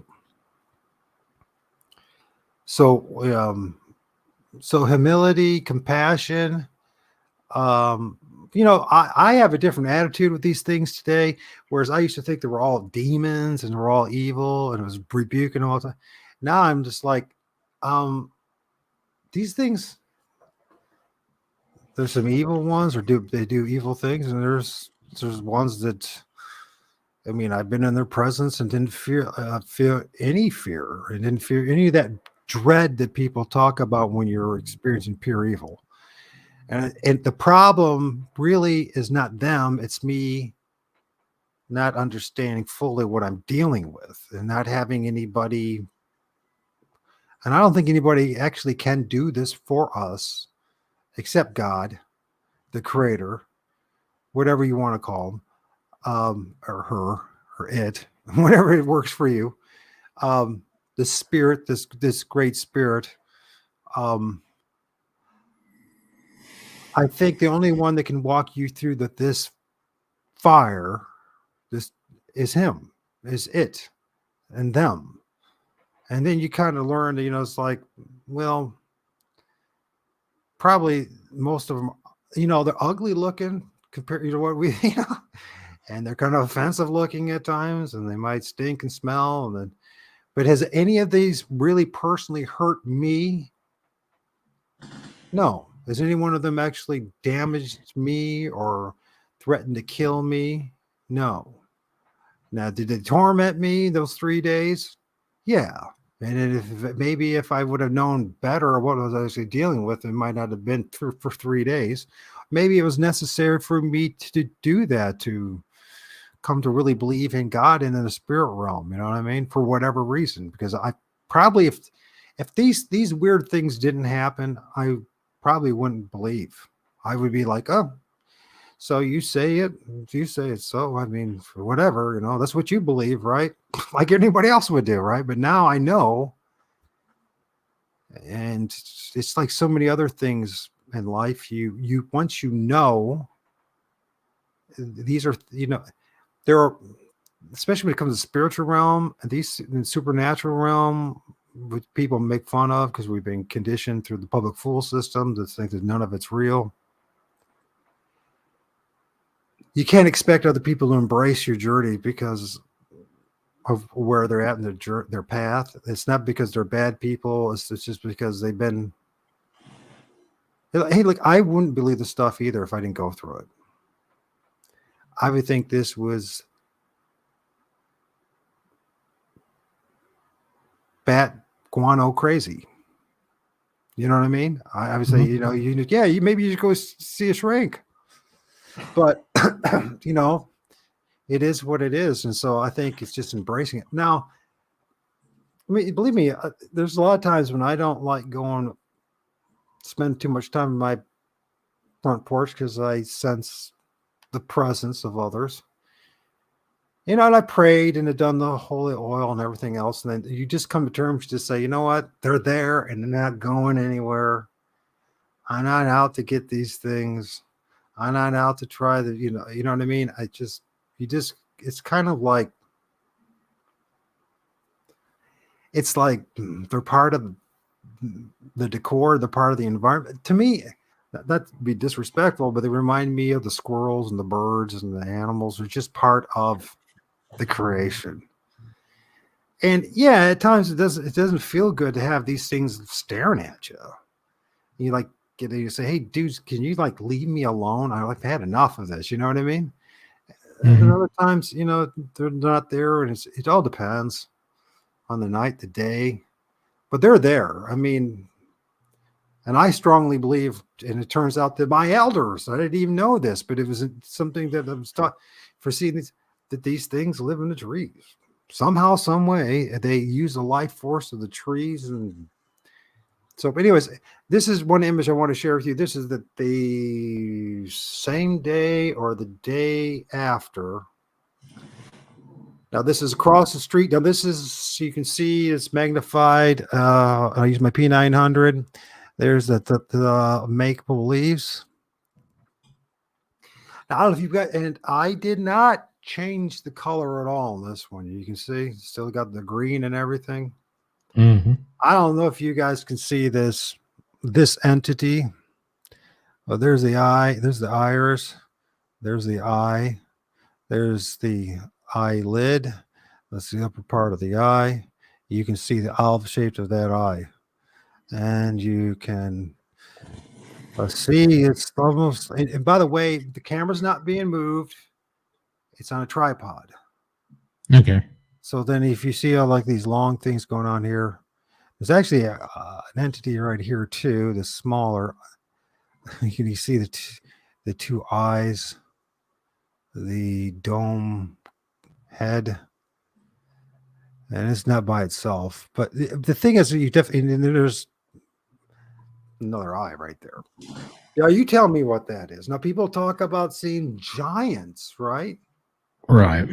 Now, the question I have, and I've done a lot of study on pareidolia or not, and this does not qualify as pareidolia in my book. So how the heck? And here's the thing: I didn't see it with my naked eyes, but I knew something was over there. Therefore, I aimed my camera over there and took pictures. I knew there was something over there looking at me. And what is it? I mean, you can see the tree branches. You can see the definition of the tree branches, the tree leaves. You can even see some of the green and all that from the trees and all that. And you can see that there's distinction, there's a separation, there's something different with this entity that's in gray from what's around it. And there's the white. I could see something in the background behind the green foliage. Um, Sort of looks like head, shoulders, and a very large torso, but it's obscured by the green. Well, it's interesting because that somebody else has said the same thing. They said that they see more than one entity, which What's his because like because you can see something. I mean, I don't know. You probably can't access. Is it right here? Is it right there? Oh, you guys, there's yours. Show me where you're looking at. What's that? I don't. Yeah, I don't have a. You had something there. Oh, that was not you. Okay. Is it in this area? Is it just right here? Right there where your arrow is right now is what I saw. Now there's some stuff over here in the other, the left of it in that open patch there. But yeah, there's multiple entities there, but the one that stands out for me is the big head, the big eyes, and then now you guys take it from there. But there's what I have noted, and by the way, I've seen this entity before too. I filmed something very similar to this in 2017. So one of the things I'm thinking is that this area has maybe its own resident. I don't want to say resident evil. We'll say a resident spiritual realm. Like they have just like their turf. Mm-hmm. You know what I mean? And they don't, or at least in the spring and the summer, they're here. Or in the winter, I should say too. I shouldn't say. So are they more active during certain parts of the year, like spring and summer, fall and winter? I think so. I think I don't think. Well, let me rephrase that. I don't know that. Well, I only can tell you if I really look at the totality of things. I've had it happen in the wintertime. I've had it in the spring. I've had it in the summer. There seems to be some common features going on. Humidity seems to be one thing. A lot of what I talked to you before, certain angles of when the sunlight is going through the trees. Like this, like I said, this between this 5:30, 6 o'clock p.m. time period. That's that week, and when I was filming these things. Like in the evening time when the sun's about ready to set, and you get that. Well, if you're thinking of unique May angle. at that time period, the sun would be, if we're looking at a clock and you're facing the sun, or goes facing south, it's going to be at facing south. It's going to be at the like 2 o'clock, the 2:30, that hand. Does that make sense? It's not quite got the 3, and it's not quite going down. It's at so in May the light, it's staying light. It's probably about what 7:30, 8 o'clock, 8:30 in that time period. So it's in between 7:30, 8. That's when the lights. I have to go back and check it, but it's about an hour and a half before the sunset. And I also noticed it's in the morning. And maybe next time I'll share some of those images if you're willing to give it to me. And we'll talk about the morning, some of those images and what things I filmed in June. I've got a screen grab that's been enhanced a little bit. What you're showing right now. Hold on just a second. I'll pop it up and I'll bring your. You don't have to remove. I can't see the comments. Does people see what I see, or am I? Yeah, they're seeing it. They're seeing it. They're seeing it. I've got. Hold on a second. I'll show it. What we've got here. Get this up and running. Can you? This is like an enhanced, cropped version of it. Can you see it on the screen? Oh yeah, look at that head. Look at great eyes. You can see it. I can see it right there. You're talking about this dude. Right there. There's the dude in front of the bridge and stuff like that. Right there. This guy right here. Yeah. So yeah, there you go. You can see, like, here's the eye, and here's the brow of the eye, brow ridge there. And I can also see something right here. There's like an eye here, and like a nose. Let's go back again. What did you see? You're seeing the eye. You seen the eye and the brow. I see right here. Can you see the pupil? Can you see the pupil and the shine right in the middle of the sun? Yeah, right there. Yeah, right there. But there's an eye here, and like a nose, and it's like in the behind this figure, or before it, or whatever. The problem we're dealing with, the spiritual realm is coming in and out. You know what I mean? Yeah. And they don't sit around for you to have a family portrait, and that's the thing too. Not usually, although I have had a couple of experiences where they're popping out, their heads popping out behind a tree or a tree stump, and I'm like, what? So totally see eyes, deep set, brow ridge. Yeah, okay, yeah. I mean, so and this happened that same week, and this is the same week when I was. I survived a really tough winter. I don't know how many times I thought it was going to be my last day. I thought, I was talking to my son actually prior to this, actually. All right. And his mom is preparing because I didn't think I was going to make it through the summer. Here I am. But I was like, preparing, maybe Chase, my son, should start taking some of his stuff to your place because if something happens, I don't know. But it didn't happen. It's always in God's hands, isn't it? But I used to, either think. But during that time period, super spiritual on my end. And when I say spiritual, I'm being grateful to the Creator.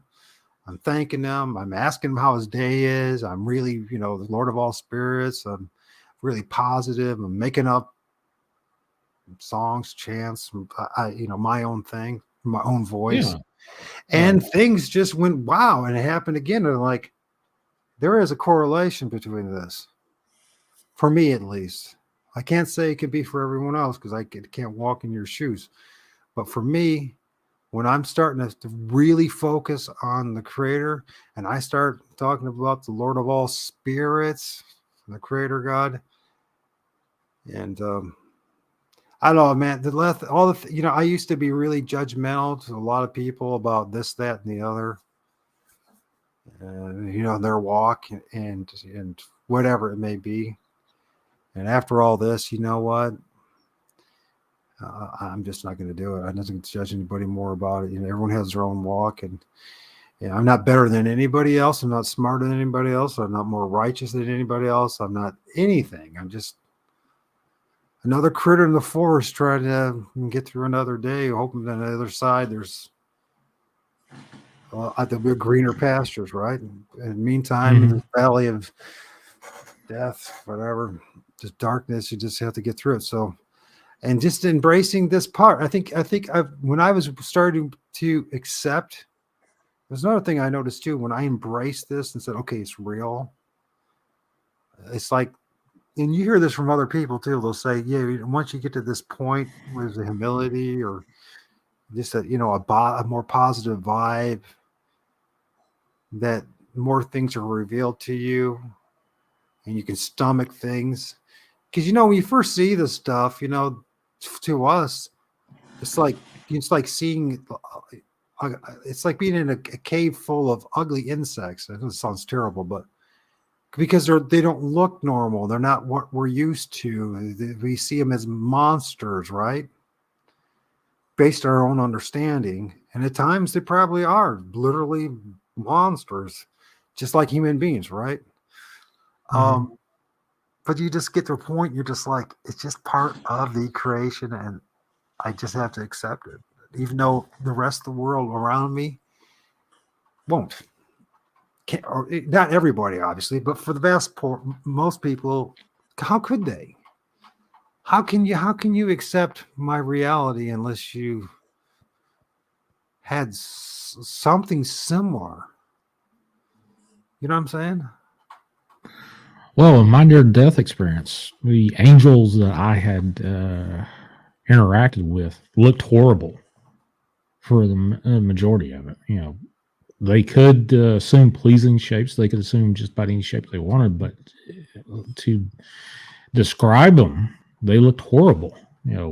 Monstrous at times. I believe you. I honestly, my impressions from where I'm at today, those images, those cute, cherubim like angels that the Vatican's trying to push, or what the Mormons and everybody else trying to push. I don't think that's what that's on the other side actually looks like. I wonder if some of us, I wonder because maybe I'm like in my latter stage of my life, that I'm being somehow prepared for what's on the other side. Maybe this is what this is too, a possibility of, to say, so when you're on the other side and you see a 50-foot something another, that's, you've been trained your whole life to be a monster when you're on the other side, and you're like, whoa, so that's who you are. Oh, okay. I've seen you before. I survived that. You know what I mean? So those are a couple of my images and a couple of my takes. I have some mind-blowing images, though. Really detailed images of entities, and I don't want to take up all your time and take up everyone's time, but I'm prepared to spend a little time with you if you want to. That's up to you, or we can talk offline or off the show and then arrange doing an entire 2-hour show with you, or 3-hour show. Drive everybody away. I come to the conclusion the chasing the truth is. If you want, if you give me 5-10 minutes, maybe I could find a few more very interesting images to share with you. I think we've been going for how long have we been doing this? An hour or so, or more? Probably about an hour. I would say a little over an hour right now. Well, you guys give me a break and all that, and I can come back and share maybe a couple more images with you. Sure, if you want to take a break, we can. I've got a few other things to go over. Uh, How do I? Shelly sent some. What do I do? Shelly, Can you mute me? No, let me. I can mute myself. Okay, I'm gonna mute myself and then. Thanks. yeah, yeah. I'll go ahead and remove this one. And let's go back. Shelly sent me a couple of images. Well, hold on a second. Let's go back to the image that she sent the last little bit here. Let me save that to download and open this up. I'll share this. Is actually based off of what Mike just sent or shared with us. So let me stop sharing that window, then open up my window here. And we'll get into it a little bit more. Can I show both? I don't know if I can show both. Let's see. Give me just a second. It's preview. Let's see if it'll pop the preview up. Will it? Nope, it won't show both at the same time. It's for whatever reason, it's not sharing it. But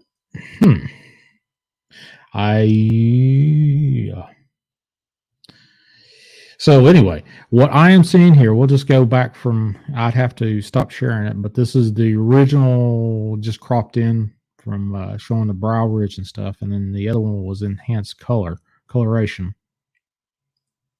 So with this particular one, right here, from what I understand or what I can see, there's a brow ridge and there's like a eye shine right here.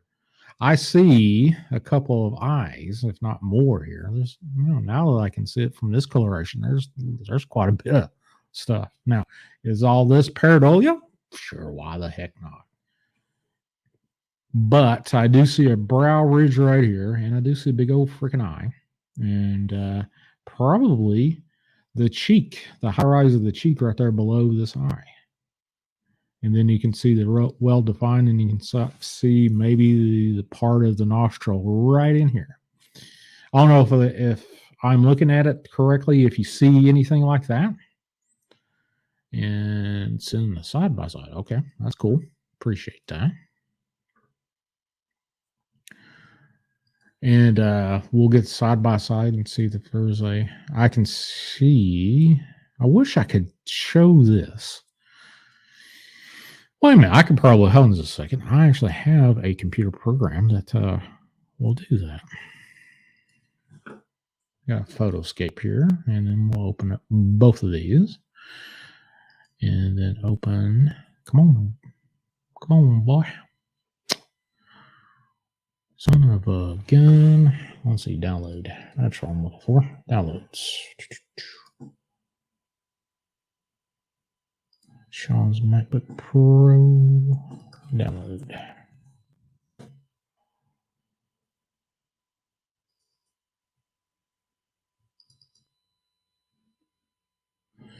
Aha, there we go.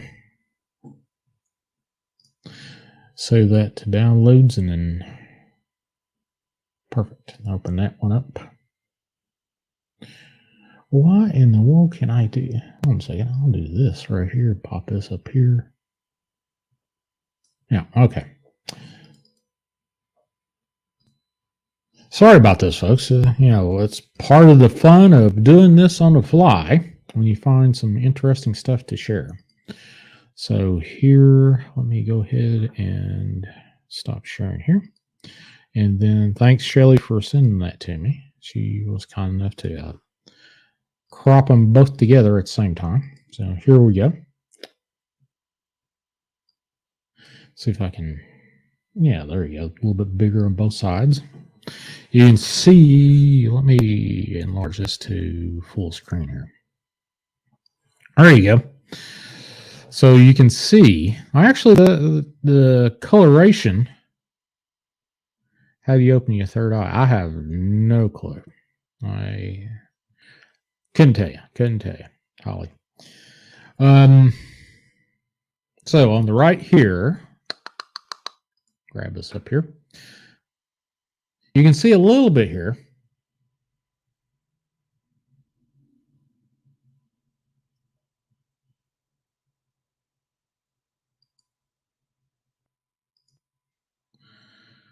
Let's see. Okay, what I'll do is I'll crop out some stuff here real quick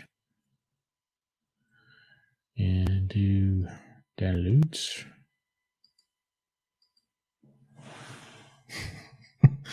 I'll try my best. Let's see. Downloads. Or not.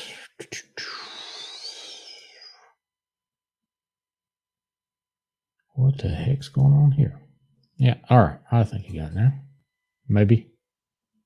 Son of a biscuit eater. Sean's.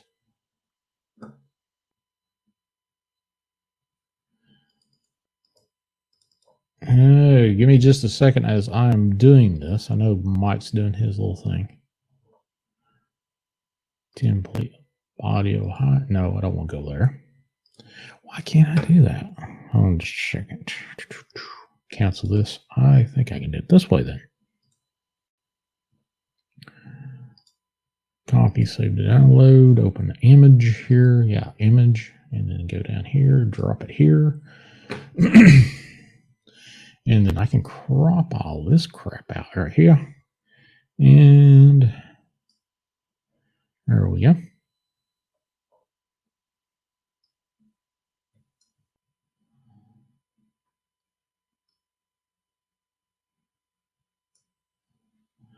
Crop perspective crop. There we go.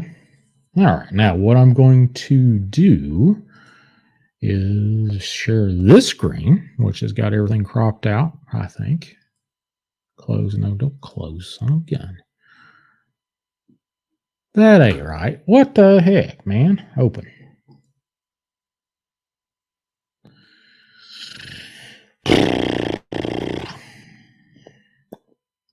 Oh, well, there you go.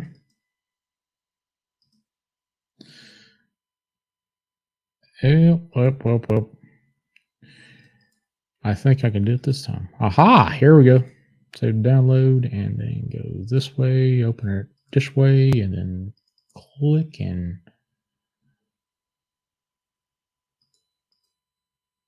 nope, I didn't do it. So again, what the heck? Templates, nope.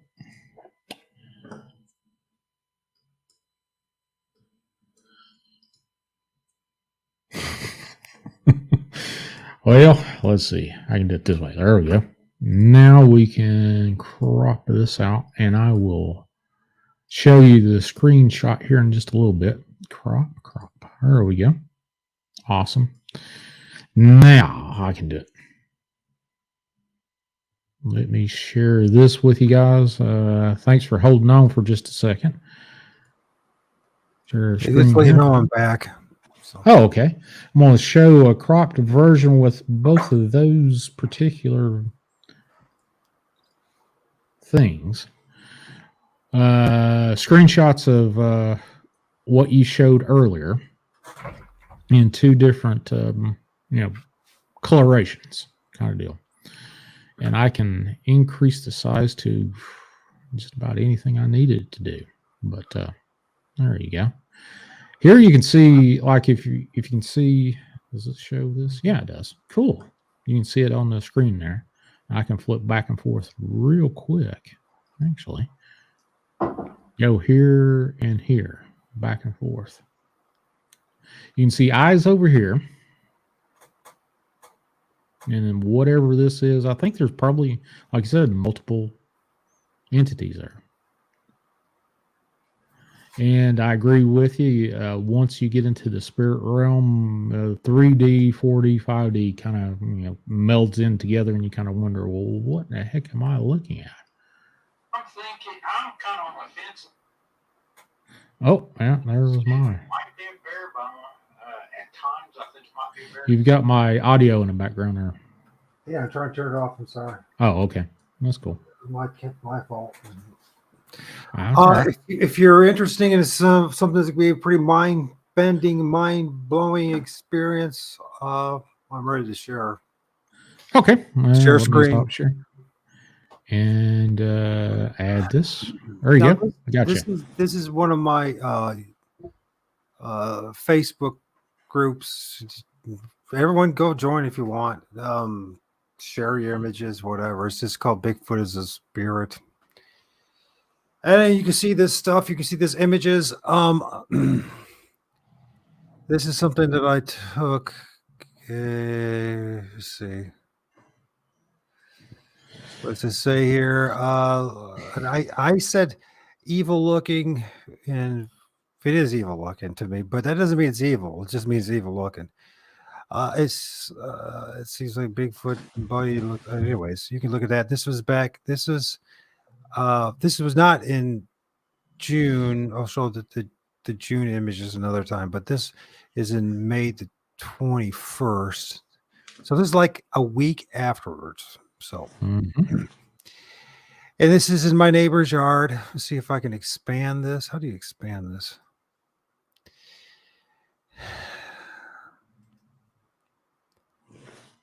I'm going to start. There's two entities here. I think we'll start with.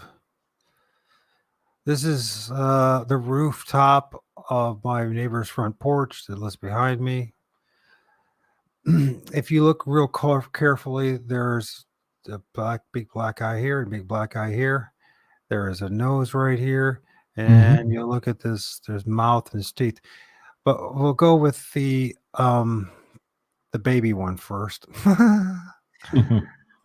This is one that I filmed in a tree.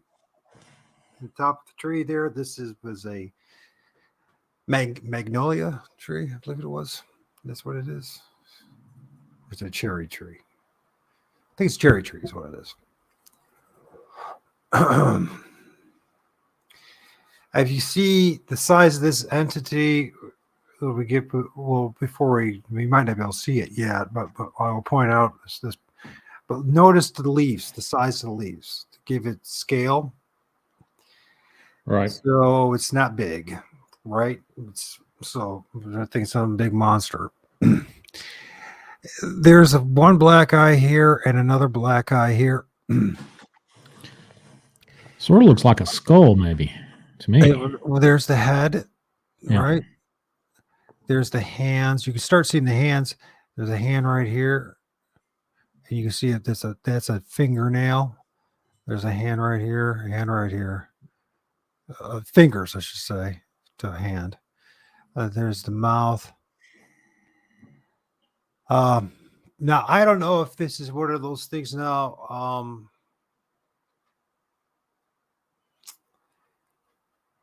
Now the Jibbawas, they talk about these certain entities, and the people talk about the edge of the forest. Be concerned about the edge of the forest.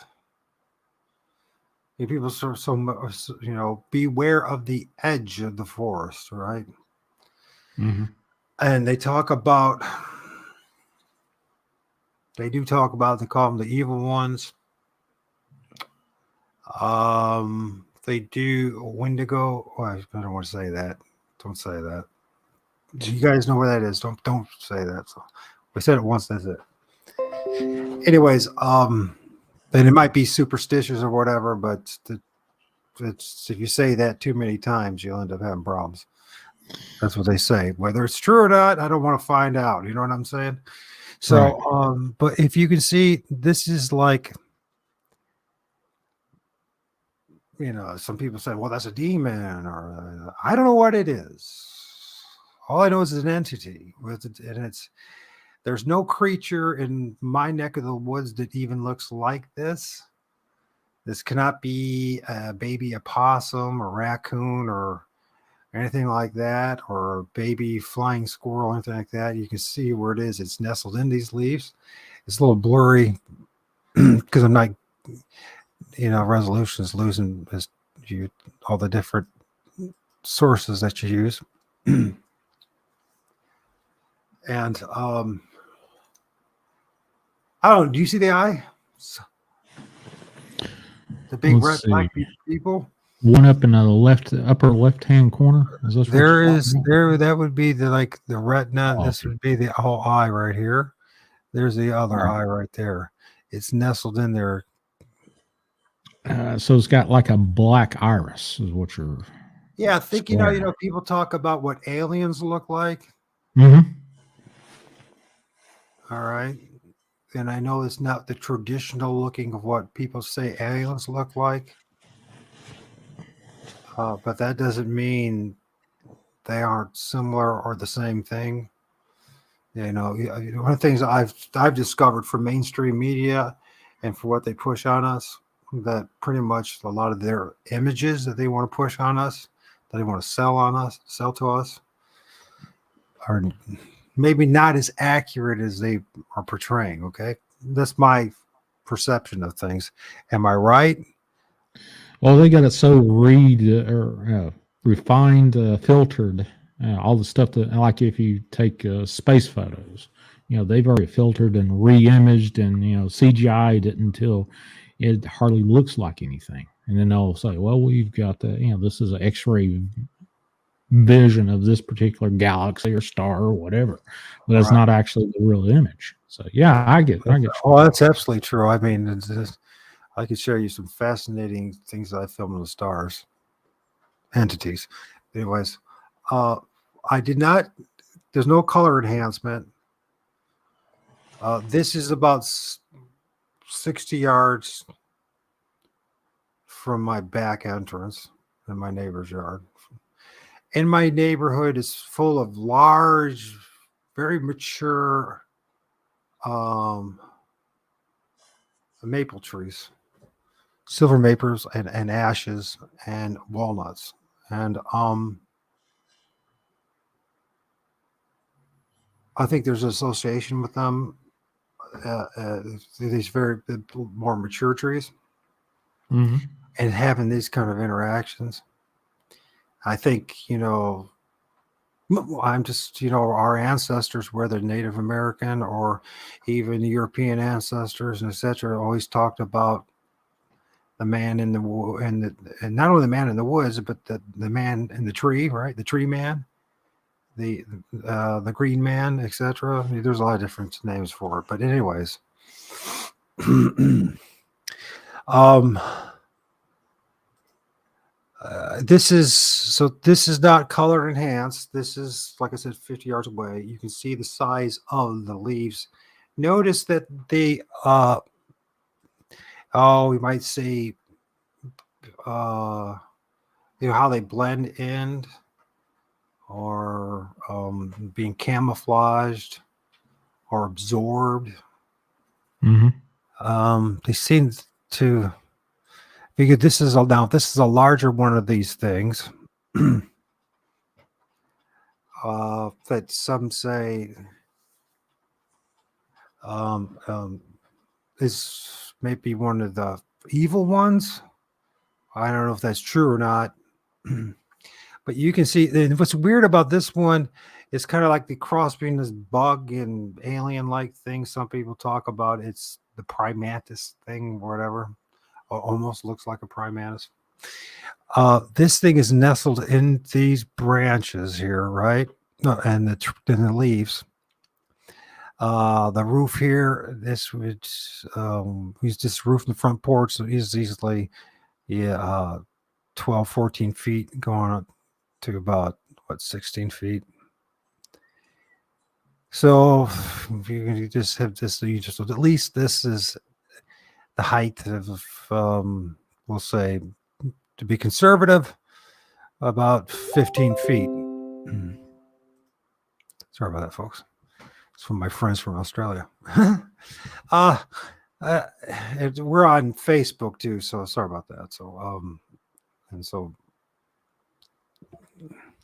I took it because it was easy to grab. And Right. you expand upon it. You can see there's this strange, it's like what I noticed with this entity, because it's like this one right here, the eyes popping out, and that's sunk in, and it was almost like you think of like a bug's eyes popping in and out independently. This would be kind of like where the nose would be. You can see the kind of strange, like teeth-like to it.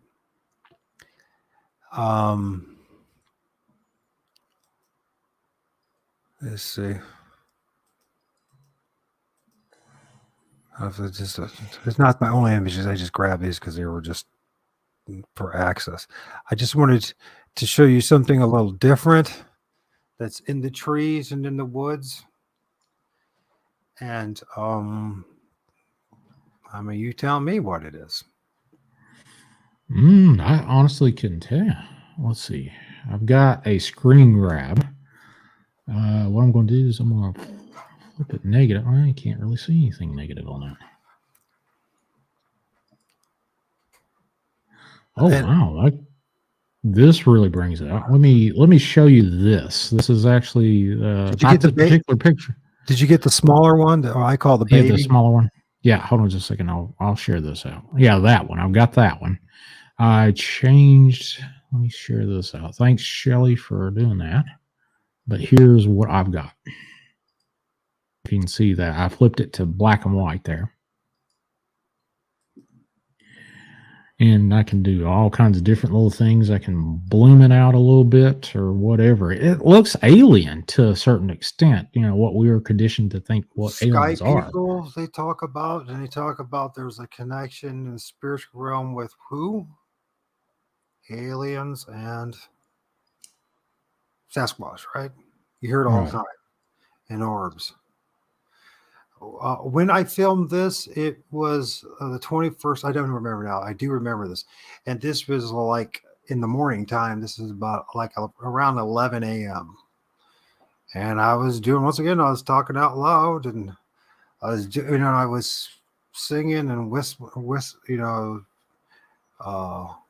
and talking to God and all that, and just in my back.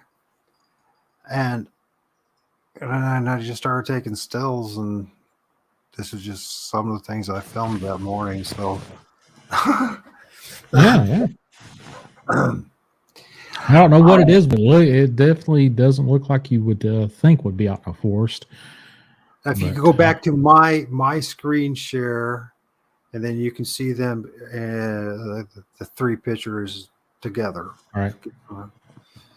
Just for whatever it is, so you can take a screenshot if you wanted that. If that's put them together.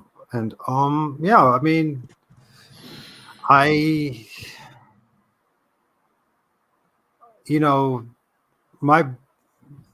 I said, I got Ojibwe and Cherokee me.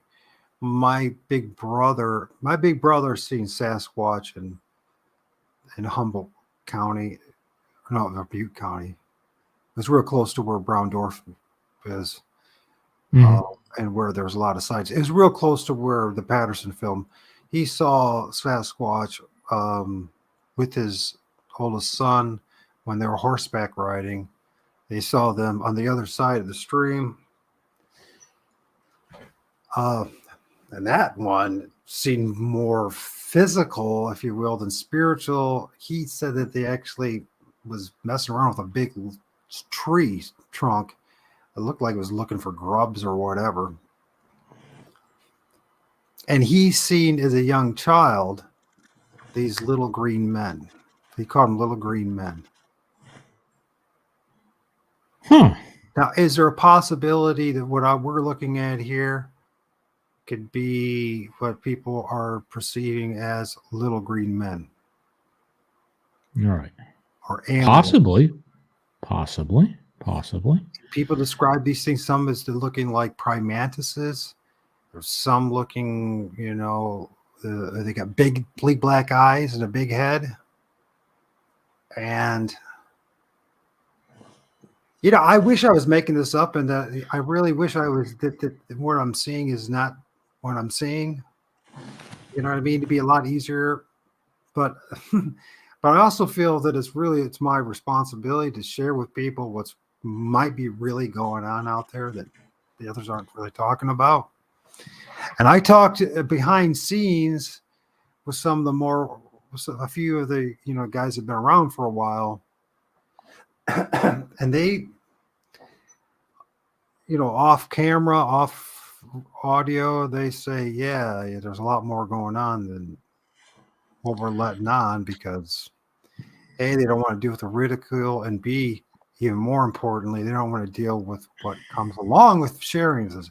I know that things are going to happen that I don't want to happen. But I hope that these things realize I'm not trying to betray them. I'm trying to expose what's really going on. So, do you have any military presence or anybody like Men in Black or anything like that come around, or you have odd people that come? I've had come about? dudes in their khaki pants. You know, some people call them black water dudes, you know, or special op guys go through my garbage. I've seen them. I'm like, what the heck are they doing in my garbage? What are they trying to hope to find? And because really, I have the most boring life you possibly could find. But like I told you, they took down my channel on the 6th of January or July, 6th of January last year, along with thousands of others. But I had nothing going on with politics or anything like that. I was just warning people and sharing what's going on and spiritual realm and spiritual warfare and that.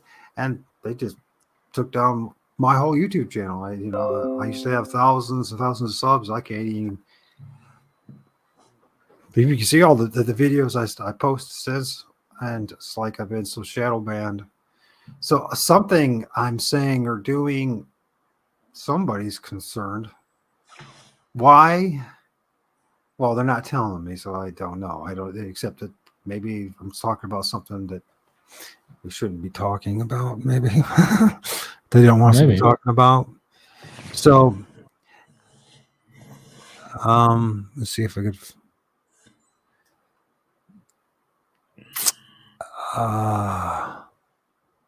I've got hold on just a second. Let me make sure I can.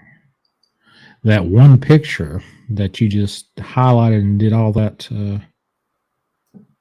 illustration upon. Let me share this out. All right, add this to the stream. What I did was I just took out the green and kind of enhanced it a little bit, and you can really see almost like it's got a beard.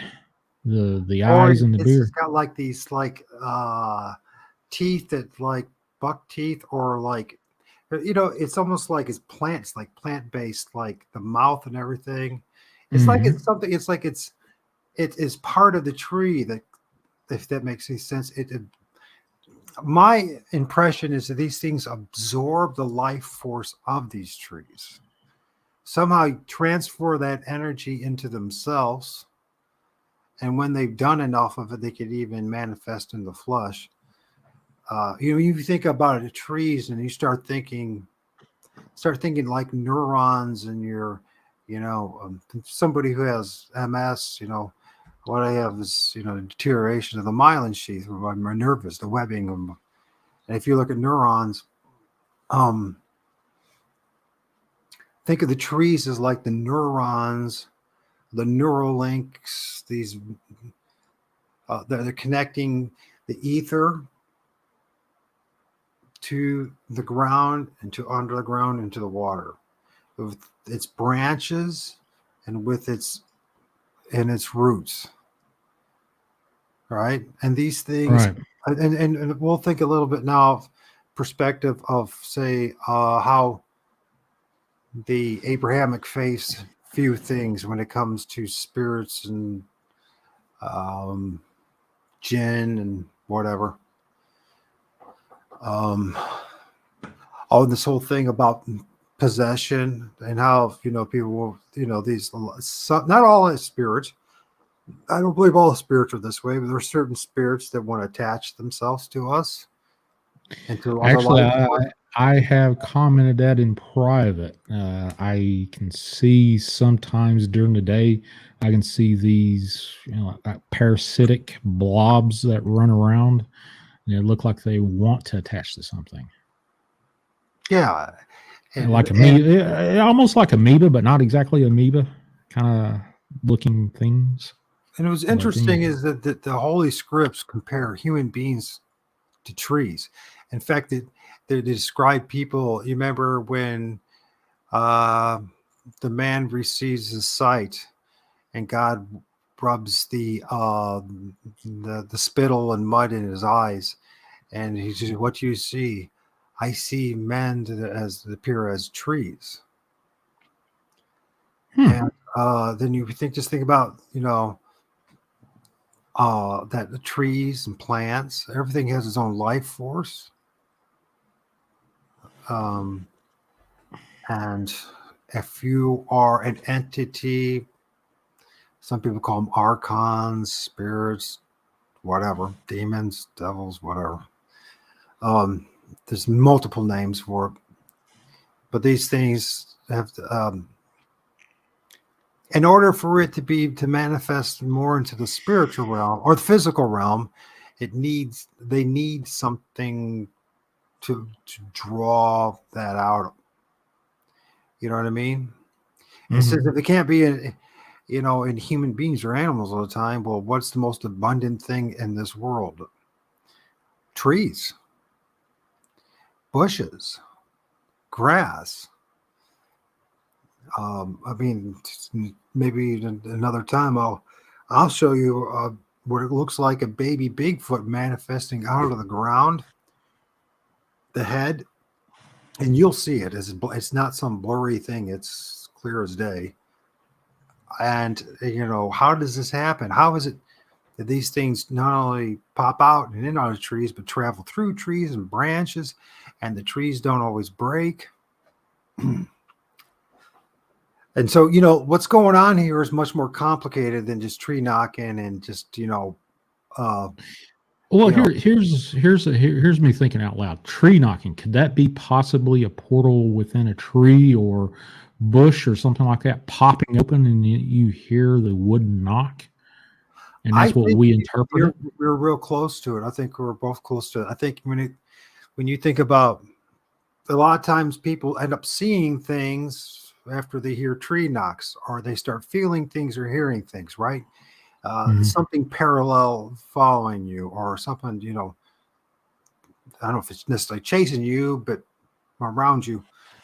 What if, and this is, and I'm saying this because I've seen these things that we call Sasquatch and Bigfoot, or at least look like them, pop out of trees, out of the ground. Um, and so, what if when you're hearing that pop, it's themselves, in some way, it's like popping out of the tree, and you're hearing that pop, that bang, that somehow it comes up through the root system, because we talk about elemental spirits and how the spirits absorb all these different things that are part of the earth, and I'm not saying I'm right. I'm just, just Well, speculating. I just, you got all these tales like will-o-wisps and spirits of the woods that, and of course, you got Bigfoot that kind of phases in and out of reality or, cloaks, what have you. Maybe we're, digging for the same visual description, and that's how we're coming up with it. Like back in the day when people were seeing stuff that was popping up in their bedrooms, waking up to ghosts and stuff. Some people saw demons, some people saw spirits and disembodied whatever. They described it with what they had exposure to at that time. So now that we're obviously having cloaking technology that is readily been talked about in the military, now we're using it's cloaking. yeah. That's what just Did something give us that idea? yeah. Did True, but I thought I kind of like that idea of the wood knocking. Maybe that is portal within the tree line, the trees itself, bushes, plant material popping open. or themselves popping out of the tree itself. It's amazing Yeah, from my experience, and this is why I've been held off on this, because this is more than just public criticism. There's consequences. Since all this has happened, my neighbors, on both sides of my house have died.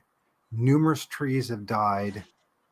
I've had certain things happened in my life and with my son. And so for me, and it's been, this is not just cathartic, but I feel it's a responsibility for me to take this to the next level. I don't want any credit. I don't want to write a book about it.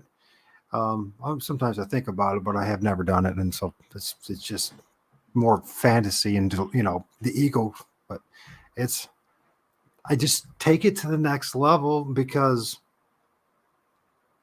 we've been so distracted and so intentionally or not misled. I'm trying to be diplomatic here, right? About what's really going on around us, right? And I would drop the diplomatic and just go ahead and just say it. You're not going to hear me say, "Hey, man, you're totally out of it."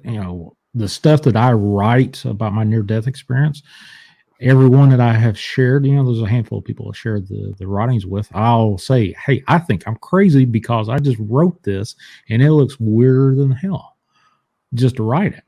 I right. feel like I just wrote down, I'm crazy. You perceive yourself that way until you realize that everybody is. Yeah, so Something has happened to us, and I think it's through religion, public school system. We call them the elite, the power brokers. They have steered us around like cattle, like chattel, like fish, and have taken us so far from maybe some people say what our experience here was meant to be fully. You know what I mean? And so when we perceive things that we don't understand many times as being evil and bad, and I'm not saying they're not, but we perceive that, and until we know fully, you know what I mean? So it's like one of the things of me hesitating sharing this stuff because it talks about many of the indigenous tribes, and I know the Ojibwas, that if you see these things 3 times, third time you're going to be dead. And I'm like, I don't mind going to the other side and being with our creator. By the same token, I wouldn't mind being around for my son, at least see him graduate from high school. So, I don't want him to suffer from all this too, because I know that in my family, there's something going on, at least with me and my big brother. right. We've had experiences, and part of it could be psychological, and part of it could be due to the trauma and the dysfunctional family and all that. But I think there's more going on. My brother thinks that on my dad's side, where we get our Native American, that we had, for one thing, a great grandfather that was a Cherokee medicine man, and he thinks that there's some connection with that. But that's just speculation. How the heck do I know? How does he know that? You know what I mean? It's like whatever it is. Also, I've always been a person until I got sick. I always I like the outdoors, right? I was nature, the outdoors. I love being outdoors, and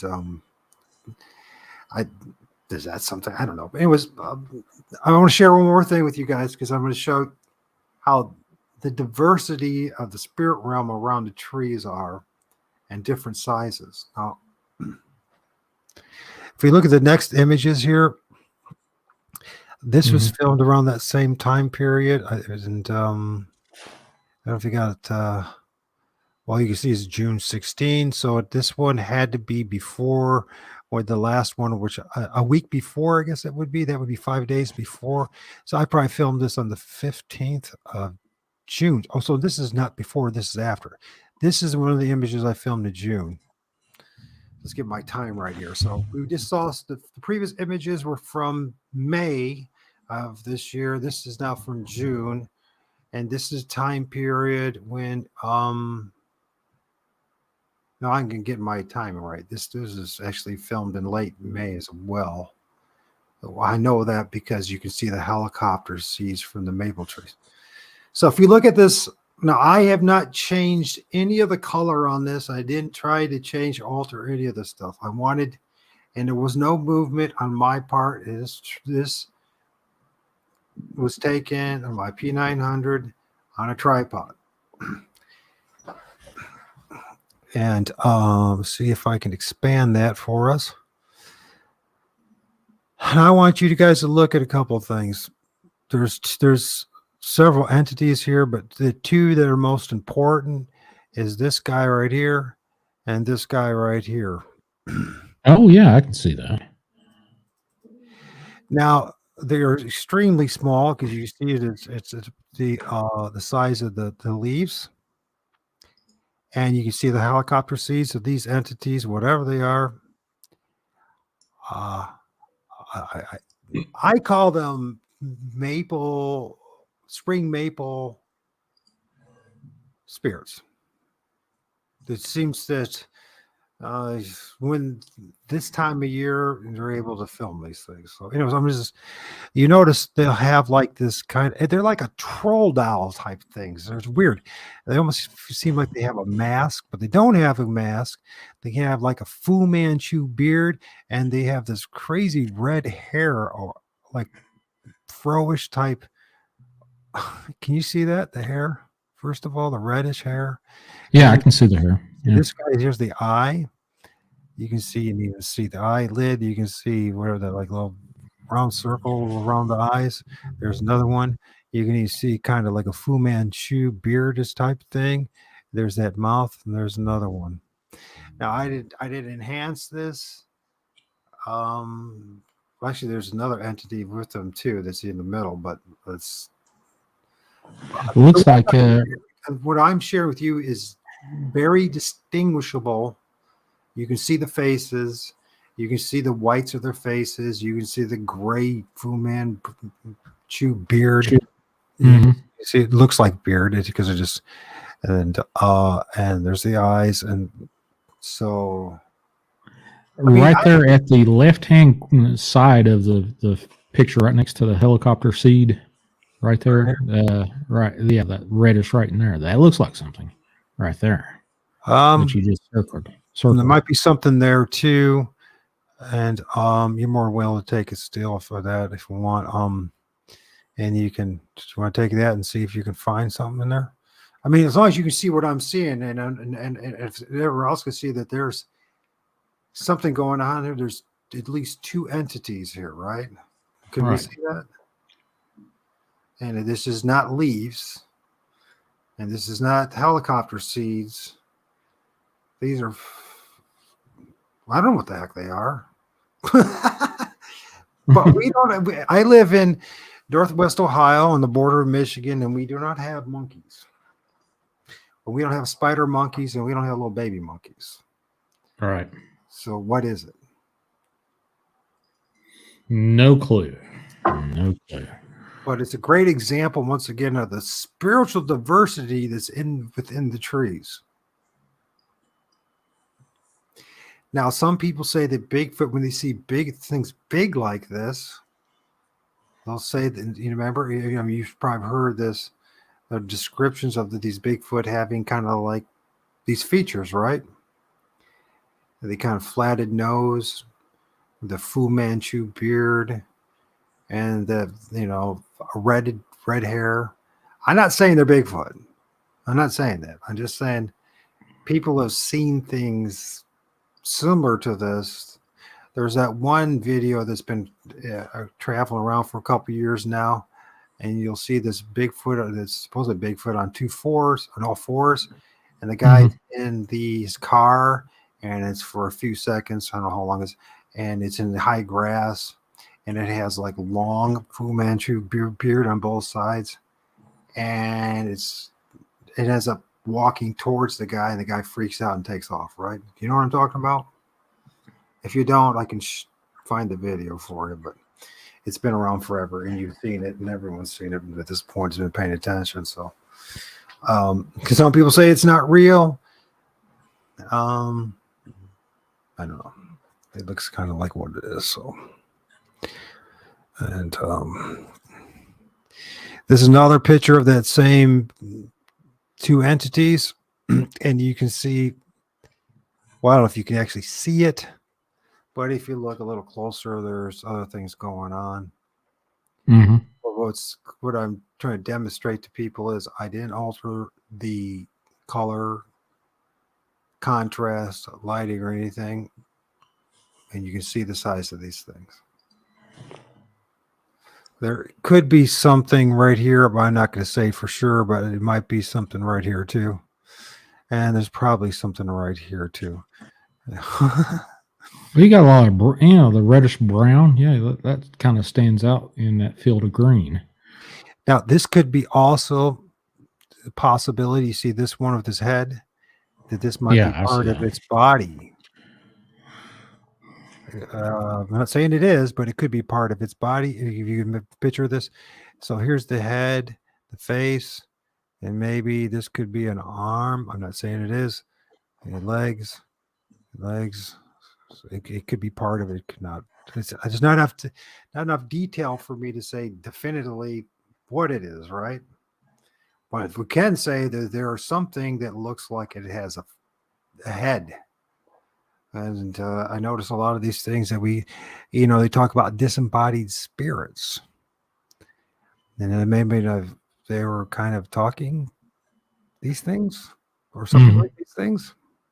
Don't know. And then this is this same tree. And this probably be the last thing I'll share with you guys. I don't want to overwhelm you with stuff because I'm pretty confident what I'm sharing with you, unless you're being shared specifically, Sean, in private, these things, and be told not to share this stuff. I think I share some stuff that most people have never seen before. At least it's and openly shared in the public.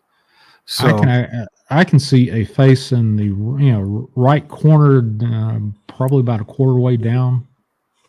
Can you say this is where the eye is? Where's my? Yeah. It's the eye. There's the eyebrow. Think Right. of a gnome.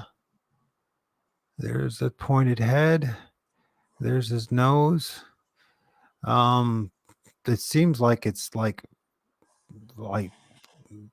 absorbed or biting or on top of this branch, but it's not. You can see it's not the branch. It's and there you go. So I mean, I don't know if you guys can see the eyebrows to it, the eyes.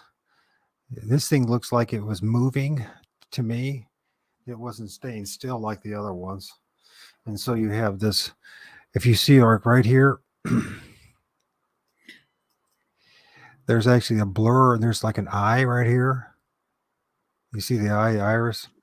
It doesn't seem to quite perfectly line up, but maybe it is, and maybe I'm just not seeing things right. But then there's another eye right here. And I don't know what it is, but it's not part of that tree. If it is part of that tree, it's coming out of that tree and it's absorbed by the tree. Let's see is it Shelly? Is that how you pronounce it? Shelley. Yeah.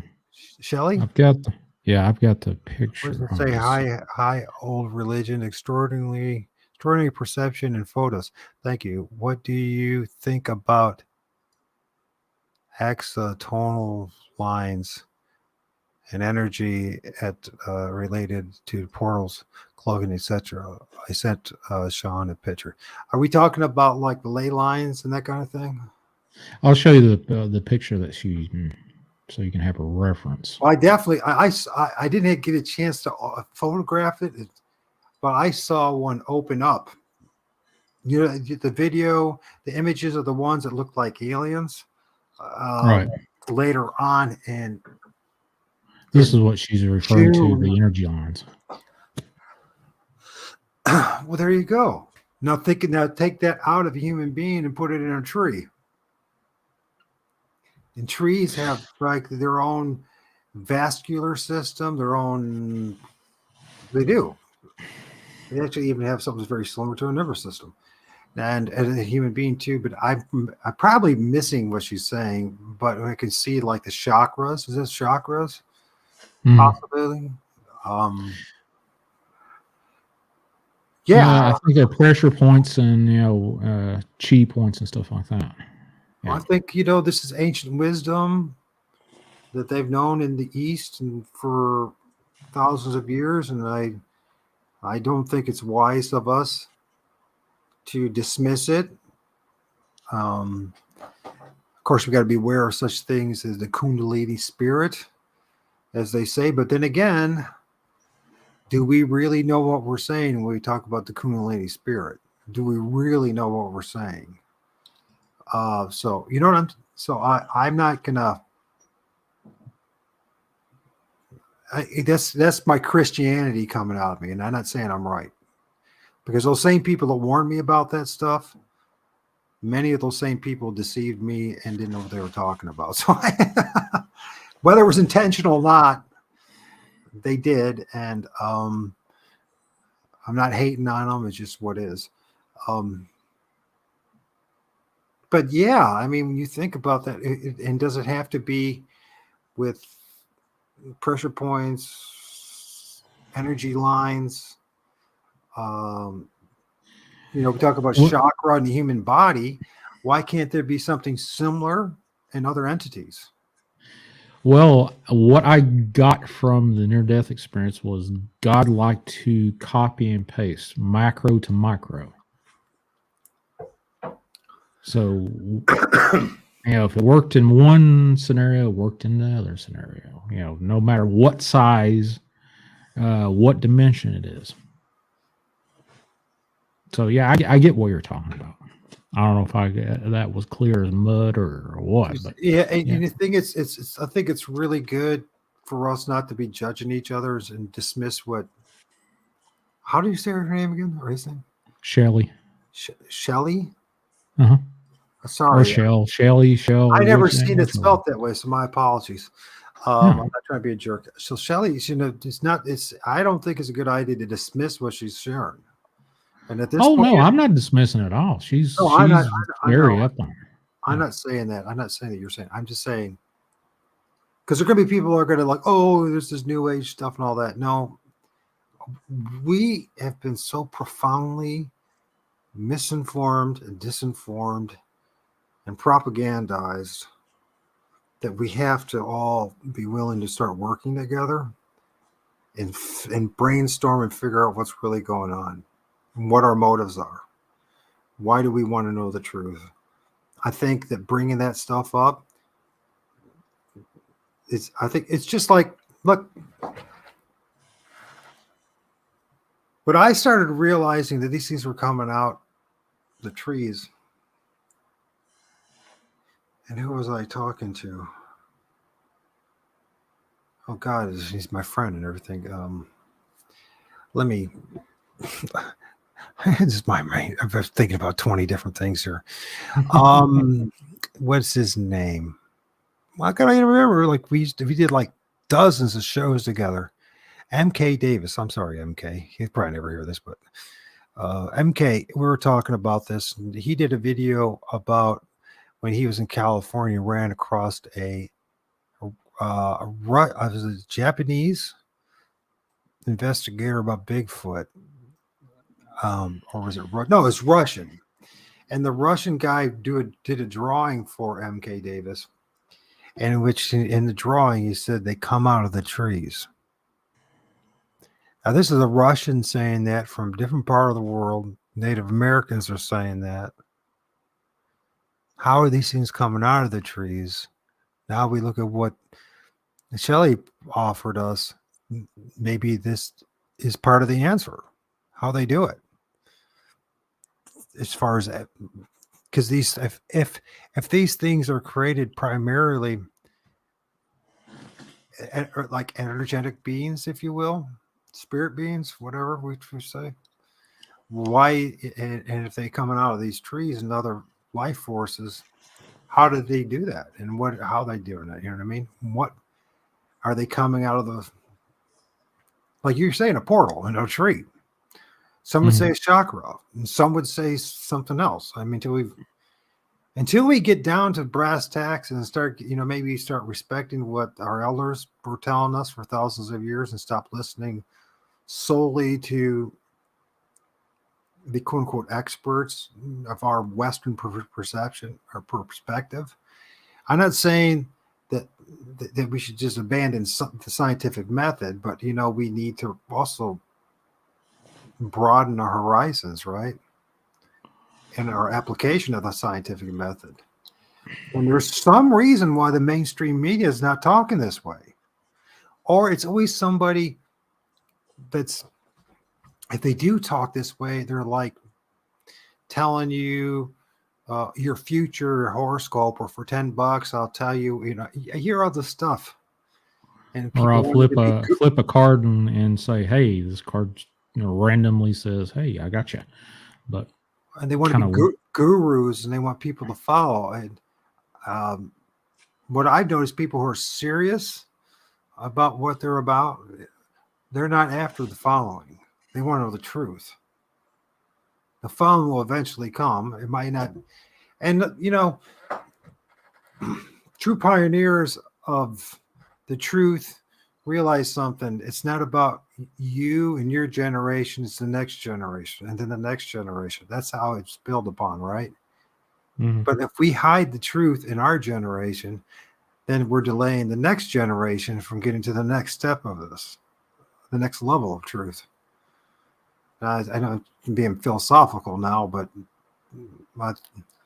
I see value in what I'm saying. And the value is somebody has to speak the truth. It's not just about entertaining each other. You know what I'm saying? I'm not saying it's wrong to entertain each other, but it doesn't have to always be about, you can have that balance. You know what I'm saying, Sean? Where you're investigating the truth and entertaining. But there has to be that balance. True. Everybody's on edge that, hey, I'm going to offend you. Okay, offend me all you want to. If I agree with you, I agree with you. If I don't agree with you, I don't agree with you, and vice versa. It's not going to hurt my feelings if you agree or disagree or are indifferent to me. There's a lot of stuff. I've got an open mind to where, heck, if you say something I don't quite agree with you, but later on I come across some stuff that makes what you just said make sense to me, and then I start agreeing with you, heck, I'm all for it. Yeah, I mean, all you can do is try to be as honest as you can in your discovery, your journey. Right. Let me see. And can I be wrong? Sure. Could I be right? Sure. I guess this would be the final one. If we can see, I think if you look closely at this two images, this compilation, you can see actual movement in this entity, the big one, this one, and this one. You can see the difference in the eyes, the shine, the mouth, the position of the nose. And so you can see there's not just, all I can say is it to me, by the way, there's even more going on. Okay. It gets even more weird. I shouldn't laugh that way, but I shouldn't. Let's see if I can get expand this. Do you see because one of the things these entities do as well, they create totems. And I strongly believe that the true representation of totem poles were not just about coyotes and bears and eagles. Right. These entities I've seen numerous times now where they stack up. And a lot of times the way they stack up is somehow by popping out of the trees. So we see the alien dude looking one. By the way, there's one right there. If you look real close, looks just like a Bigfoot. If you look at this, his two eyes and his beard and all that. You might want to screen capture that one. But right here, I got it. You see right here, you see the one with the two eyes. It's almost got feminine looking eyes, and it's got this head right here. You can see the two eyes. You can see the hairline, the forehead, and it's sticking out. And there's multiple entities. And at least from what I've discovered, what I've seen is that, by the way, this one right here, the next time if you did anything, it's still, there's something right here as well. And there's something right here. But in particular, there's an entity. But I don't want to distract you. Let's just focus on. Well, take a still of that and look at it. There's multiple entities stacking up, going all the way up this tree. I've seen this numerous times now, where these spirits, when they're in these trees, popping out of these trees, they stack up. And that's why I say there's never just one. We might only see the one, right? Or we might only capture the one. Well, here's the other thing too. I discovered as well. It's just something I had to learn over the course of years. You don't really need to be messing with the image as much as people, because what we do is we mess with the contrast and the lighting to really bring something. If it's real, you don't need to mess with it too much. You know what I'm saying? All right. Does that make sense? And then we develop our skills between what is pareidolia and what is possibly something that's not. That's something that's real. That's out of place. And you will develop that. And I strongly believe that one of the reasons why they originally created the camera and photography is to do what we're doing right now. It was to film spirits. And people have, people have always been very interested in the spiritual realm. Spiritualism has always been very, very much an interest of people, especially the elite. And if you just do start doing some basic research, and you'll start say the dots and saying, "Oh yeah, I can see why." In the 1900s, they started, once they had the technology, to start pushing cameras to film what people have been saying they've been seeing and witnessing and experiencing, right? And then you hear this. It's kind of like what the CIA created for the conspiracy theory, right? After the JFK and all that stuff, assassination, and then now everything's a conspiracy theory, right? It's how we. It's even like how people say "God bless you." A lot of times people say that just to dismiss you. They're not genuine about it. They just dismiss you because they just want to get rid of you, right? Conspiracy theory. And then let's go to pareidolia. I'm not saying pareidolia is not real, but it's like, if you notice, and you've been around like myself, you've been around for 5-6 more years. I don't even remember when you started doing this. I know you started about the same time I did, right? Around 2015. I started back in about 5 years ago when I started. So about the same, about 17, really the same time period. So you know as well as I do, back in the internet days when when things were really blowing up on YouTube, and everyone, you had all the experts criticizing everything, and everyone was pareidolia, and a lot of it was pareidolia. But you just, they would constant drumming of the message convinced people to dismiss everything. Oh, it's got to be pareidolia. But part of the problem is was we didn't have the access even 5 years ago to the kind of cameras we have today, like a P900, P1000. The cameras are so much better, and it's such affordable. Just in the 5 years, as far as filming the stars, filming what's around you. So it is worth at this point to get a decent camera.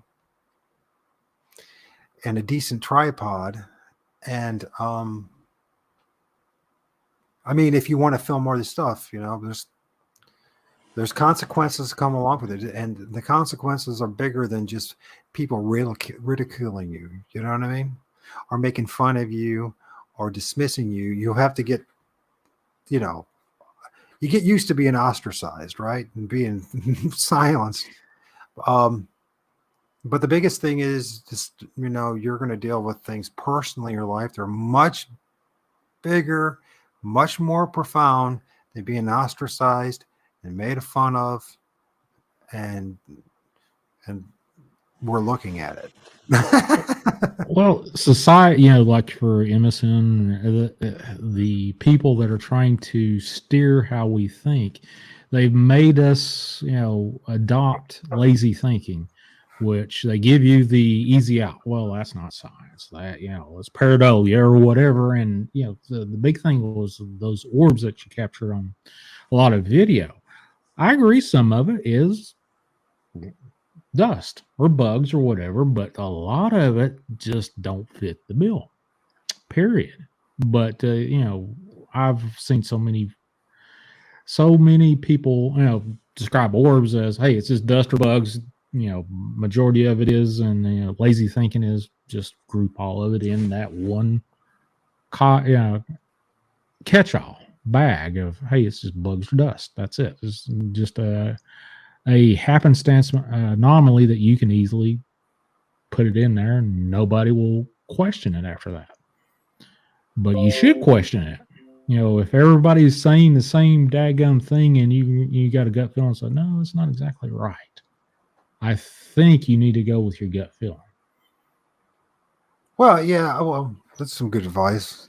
And it's if everybody's parroting everybody else and you're kind of going, wait a minute, no. What are your motives? Is this an ego stroke for you? Is this something so you can... I think it's just lazy thinking. I won the argument because everybody else, uses the same answer. With pareidolia, or that doesn't pair up with science. Well, heck, last 2 years, how many times have that been thrown down your throat? Trust the science. Okay, but big deal. Usually it's somebody who's just now getting into this. I notice a lot of it is like young bucks with full of testosterone, and they think they got it all figured out because they went to high school or maybe college and they got it all figured out. They really do. They don't know any better. It's only through time and experience you realize how little you actually learned and know after college. And that as soon as I got be the ticket to get on the bus, and that's about all you got out of it. You know what I mean? Then it's the real world, and you're going to have to learn a lot of things on your own. First 5 years out of college, I blew out the bell curve and stuff for bunches of tests and stuff. I thought I knew it all, but the first 5 years I had to relearn everything they taught me in college for medical. So yeah. In fact, I had to go back to college. Now, what I had to do when I got into greenscaping and ecology, because I didn't like the direction I was going when it came to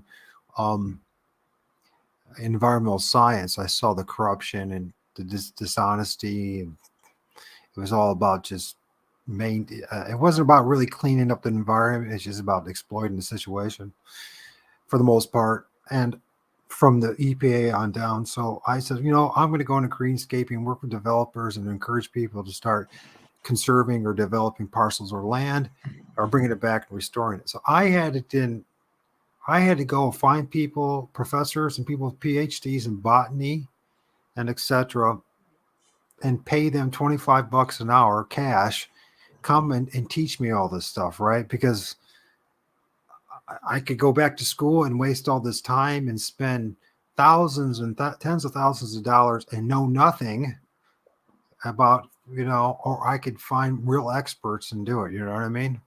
And does that make sense? So I had to re-educate myself, just like you're saying. Everything that I learned in the end, I either didn't want to do it or didn't apply to any of the jobs I had. You know, Mm-hmm. and so you learned, at least I did, that, well, no one's going to do it for me. No one's going to stand up for me. No one's going to, if I wanted to find out if quote unquote Bigfoot was real, and if we ever have this conversation, when I go through what I went through in 2017, 18, I realized I was going to have to go for it myself. And I wasn't going to be able to trust the big shots in the Bigfoot community, which, by the way, when you think about it fairly and honestly, it was wrong for me in the first place to put all my hope and faith in a guy that maybe has a really popular Bigfoot channel and has all these scary stories. If I wanted to know if it was real, I was going to have to get off my butt and do it myself. You know what I mean? To the best of my ability. You know what I mean? And I discovered too, because of MS, that I didn't have to go miles in the woods. In fact, I didn't have to go in the woods at all. Just like the elder said, beware of the edge of the forest, beware of the edge of the woods. I have found so many people that have captured so much off the deck of their porch. You're like the fifth one, and I've talked to in the last week. That one of them, Wendy Wilson, that's was in the chat. Heck, she's got all kinds of crazy Bigfoot spirit things popping in and out of her West Virginia home. There's another lady that I just come across, shared some stuff with her. I think she's in the Midwest somewhere. I can't remember her name right off the top of my head. She captured crap off her porch as well, right on the edge of the forest. Cracking Bigfoot howls. She suspects juveniles are, paying attention to her to a certain degree for whatever reason. But yeah, the edge of the forest makes perfect sense to me from the conversations I've had. Yeah. How many people have had the experience just on a trail, even a paved trail? I've had experiences in cemeteries around the edge of the forest. Experiences I wasn't expecting to have, and I wasn't like doing anything crazy. I was just open to experience it. You know what I mean? And Right. So, and we've got a lot to talk about. I hope we have more than one conversation with this, because I have a lot more images to share and stories to tell. And I just don't want to be like this dude that shares scary stories. I guess you want some substance along with it, just not I think it's wow factor. You've been doing this for 5 years. You know what I'm talking about. It's like, Oh my gosh, how many more stories do I got to share? I'm not saying there's anything wrong with stories, but it's like, we do have the technology right now. It's at everybody's hands to film these things and capture these things if you want. We do have the knowledge to bring them in if you want and have that. But you must be, be told the whole story and what you're getting yourself involved in, because it's not just, we know of someone who just recently passed away who's into Bigfoot research, and I know personally that he had a hard time being honest about the whole picture, especially the spiritual side of things. But I know he knew about that spiritual side of things, and as investigators and as people who are, I do think that we have a responsibility. I want you just, when you pay attention to this picture, did you take a screen capture? I want you to look at that, and there's more going on than meets the eye. I'll just put it that way. There's multiple entities in there, and there's something that's massive in there too, and it ain't the tree trunk itself. So anyways, but there's more going on, and I think that we have to. I mean, I wish I was more articulate to express what's going on. I wish I had all the words and information to give to people, but I don't. Right. And I'm never going to have enough of it. But if we work together on this for real, for once, instead of fighting each other and trying to, make names for you and say, oh, you're wrong. And this, I mean, listen, people have had these things manifest physically. They've seen it. These things have got hair, and there's also the spiritual side. It's a multi-dimensional thing we're dealing with. And we think we have to take sides like it's a religion. But we don't have to do that. We can say we're just sort of the truth, wherever it takes us. True. You got to be able to say, well, I know this is my wheelhouse. This is what makes sense. Be open to what might be on the other side of that fence, even though it does, what happens on the other side of the fence may make what you believe is happening with these Bigfoot or whatever they may be, spiritual, physical, or a mix of both, or something altogether different. Who knows? I think you're going to butt heads just because of how society right now is. You're either on my side, or I'll call you the big R word or whatever because you disagree with me. It's like politics. It's like left and right. It's politics. It's a Bigfoot politics. That's it. Religion. It's also, I call it the Bigfoot religion too. It's like, I mean, I see this. To me, it's clear what's happening at the very top of all this, quote unquote, the Bigfoot movement. We're being steered by some people that don't give two hoots about you and I. Oh yeah, that's absolutely true. Just to look at, I don't see how people don't see what's happening in society right now across the world, how it's been steered. I think we're just ready to pop, and a lot of power, not money, power is about ready to change positions real quick, and it's going to catch everybody by storm. Oh yeah. If people want to go to my YouTube channel, then you can find it.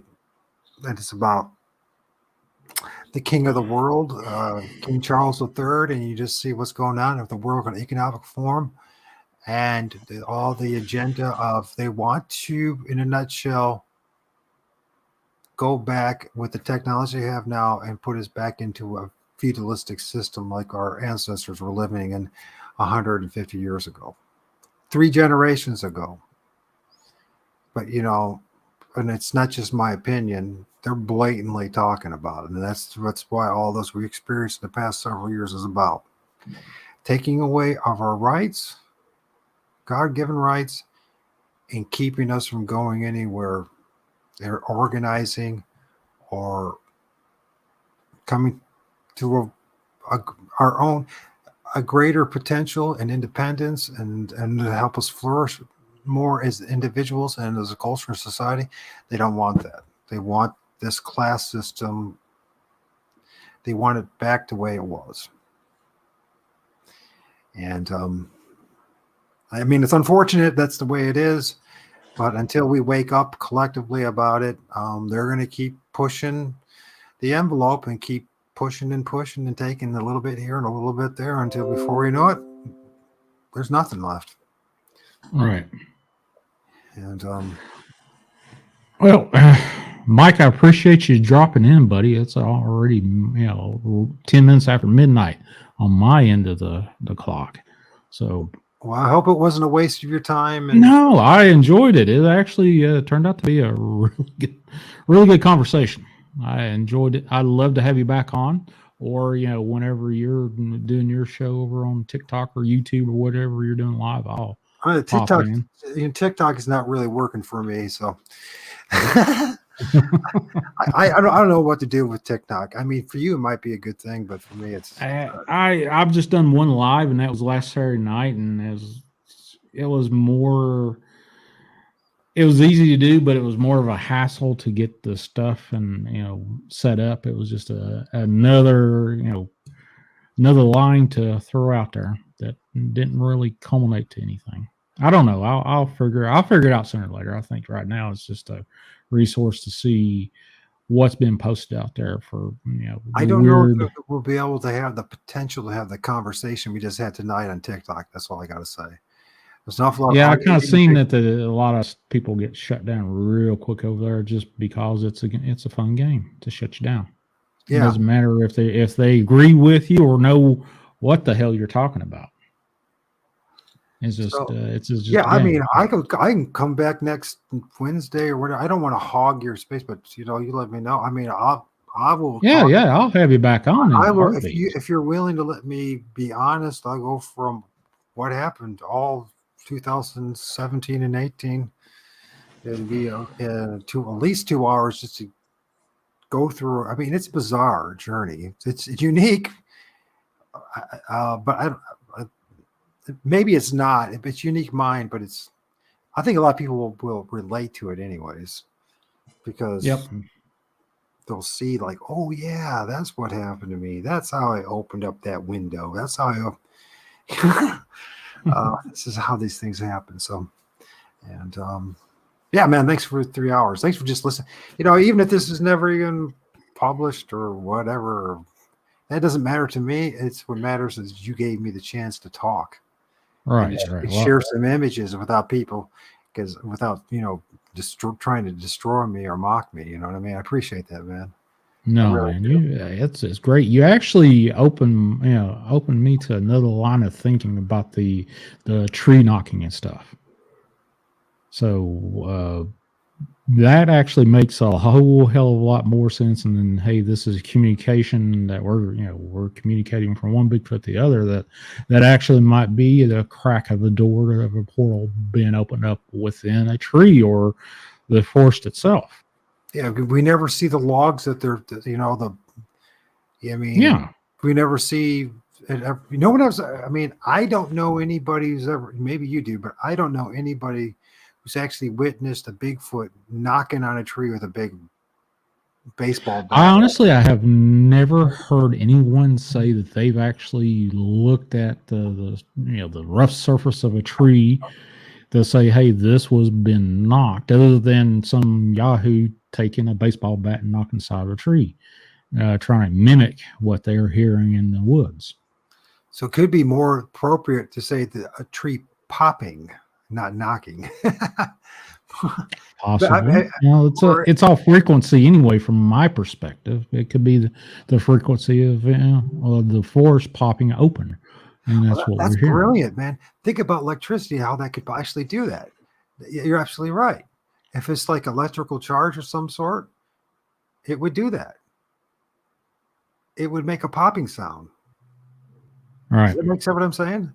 In other words, you have a direct electrical charge against something like wood or whatever, it would make sense too, because many of these trees you'll see like 6-7 feet up in the air, it's broken up there, right? Whatever it could be, just to get the general height.